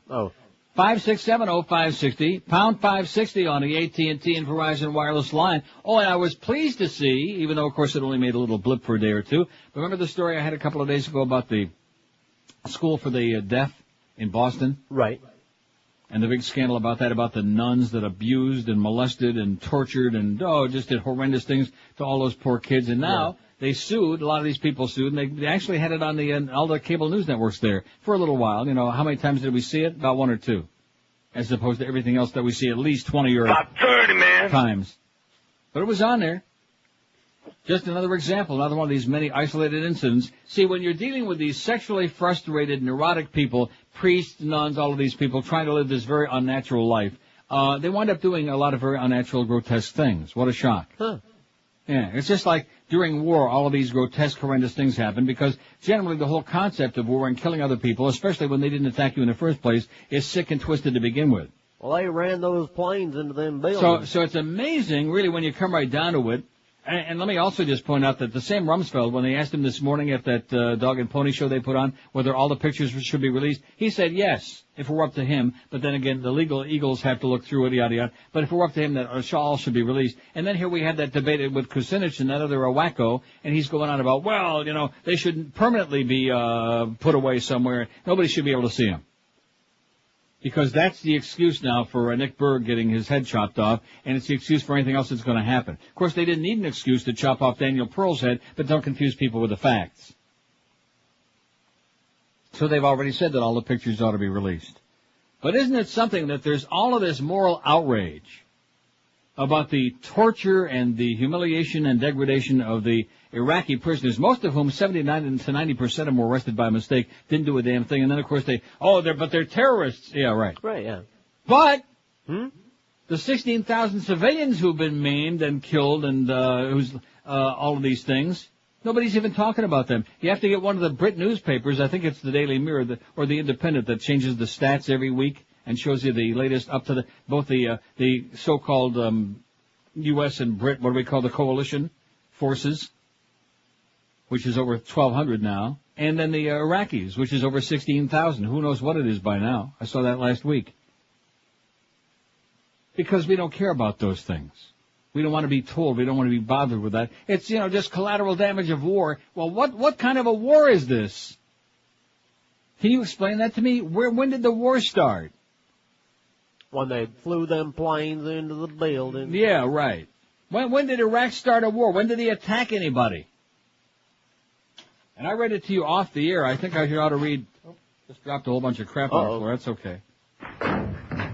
No, I ought to read you that part about the invitation to Saddam to invade Iraq, to invade Kuwait. You oughter.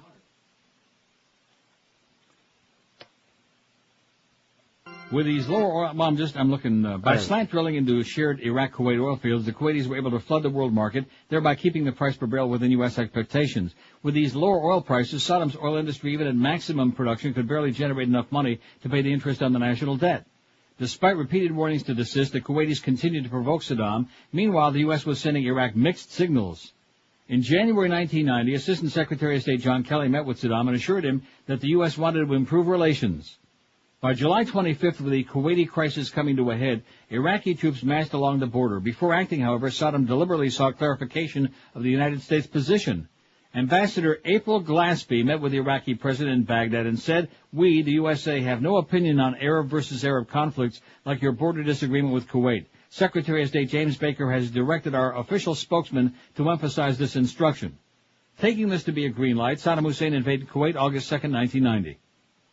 It didn't take long for the U.S. to develop a position on Arab affairs. By August 6th, the U.S. took the lead at the UN Security Council, imposing full economic sanctions against Iraq. On the military front, General Schwarzkopf immediately began beefing up forces in the Persian Gulf.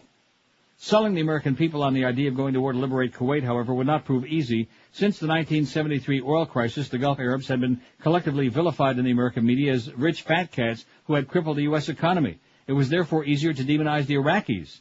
This was accomplished in part through the gripping televised testimony of a young Kuwaiti girl. Claiming to have escaped following the Iraqi invasion, she described in excruciating detail how Saddam soldiers had entered the neonatal ward at the Kuwaiti City Hospital, thrown sick babies out of their incubators, and left them to die. Only after the war would it be discovered that this was a complete fabrication scripted and produced by the American public relations firm Reuter Finn. The young girl turned out to be the Kuwaiti ambassador's daughter, who had been in Washington the whole time. No babies had ever been left to die, but the deception had worked and the public support for military action in the Gulf soared, and yada, yada, yada. And as they say, the rest is, crap. Live and local. We're Sports Radio 560 QAM. God.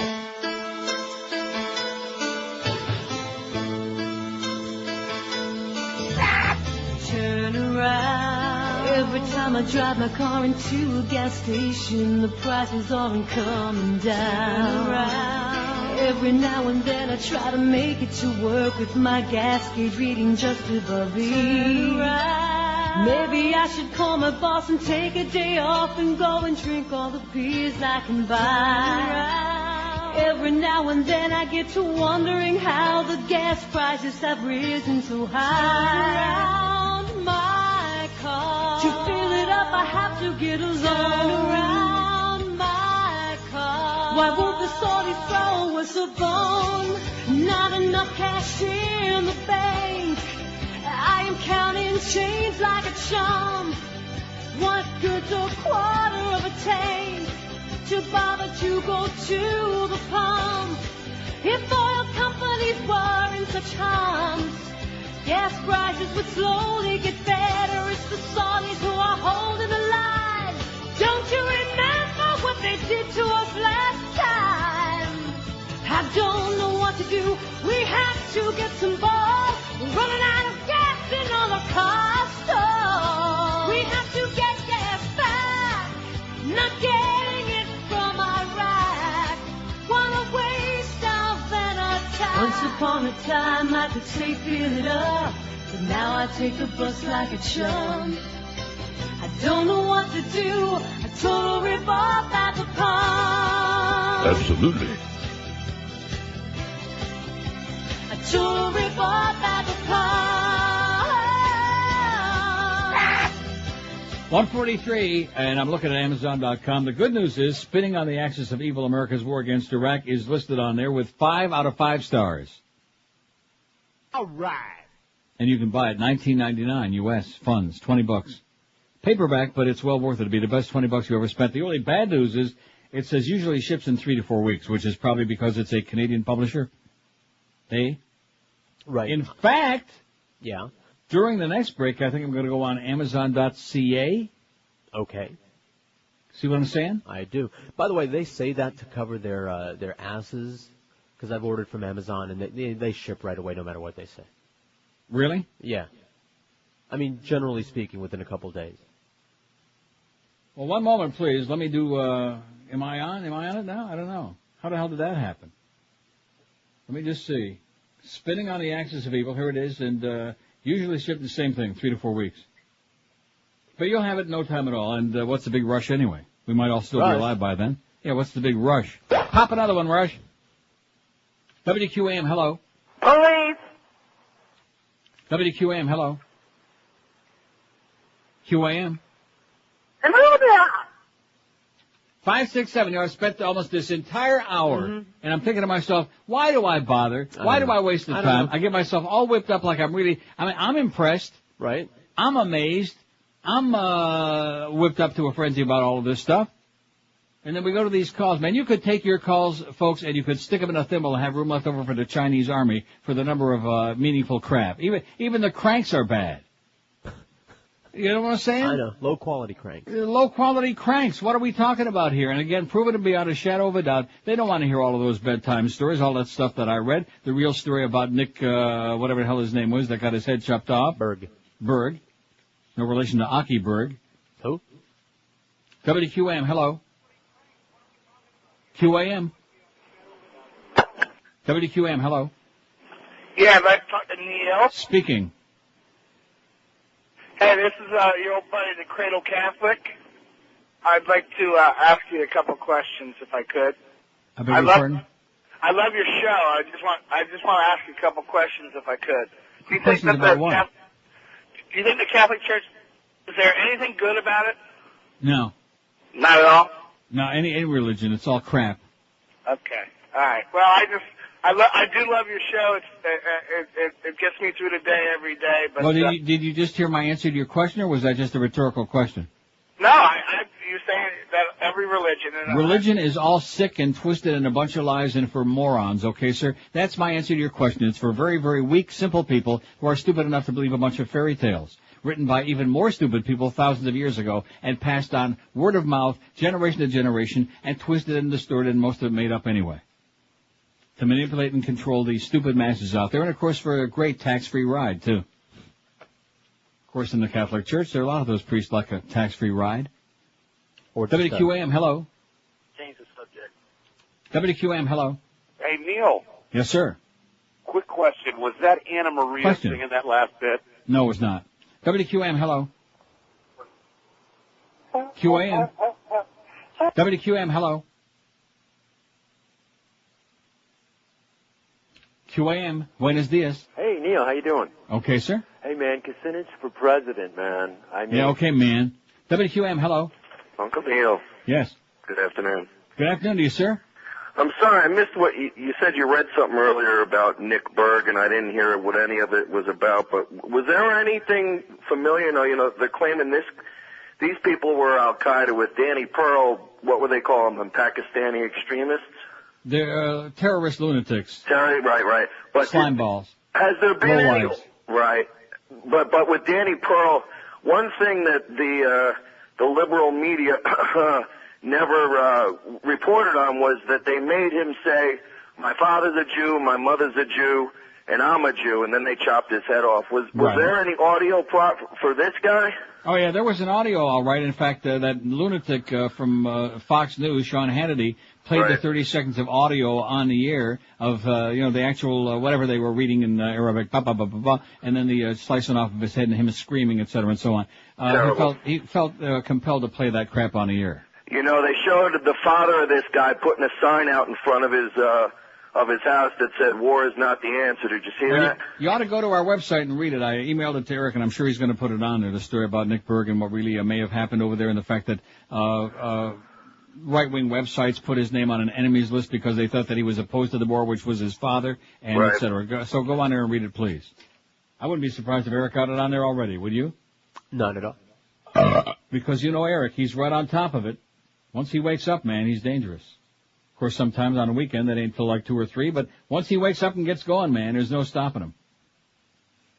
Let's see, I just taking a peek now to see if it's on there yet. I mean, it's a little bit, there's that cartoon. There's Clash of Civilizations by Maureen Dowd. It's not on there quite yet, but I guarantee it will be any minute, any moment, especially if I mention it again.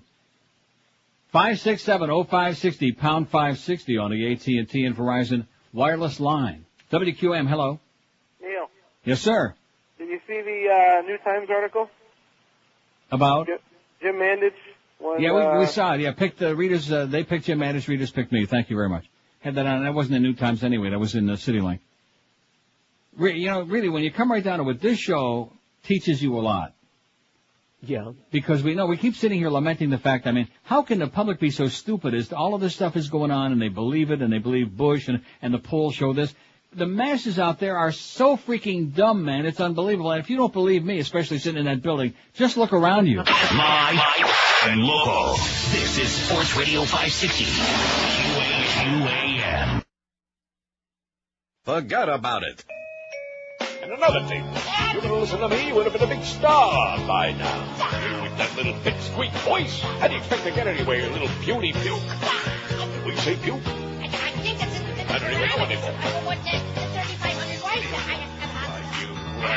The more I hear you. Yeah, what about it? The more I hate you. What do I care? And when I'm near you, I wanna die. Your pectory, no toenail cheese aroma. Put me in a coma and point my eye. Why, you, I ought to smack you. I know my smell attracts you. But unlike Zach, you still got a job. I feel just like that you are my kid brother. And one yiddy to another. That's why you're still not fired.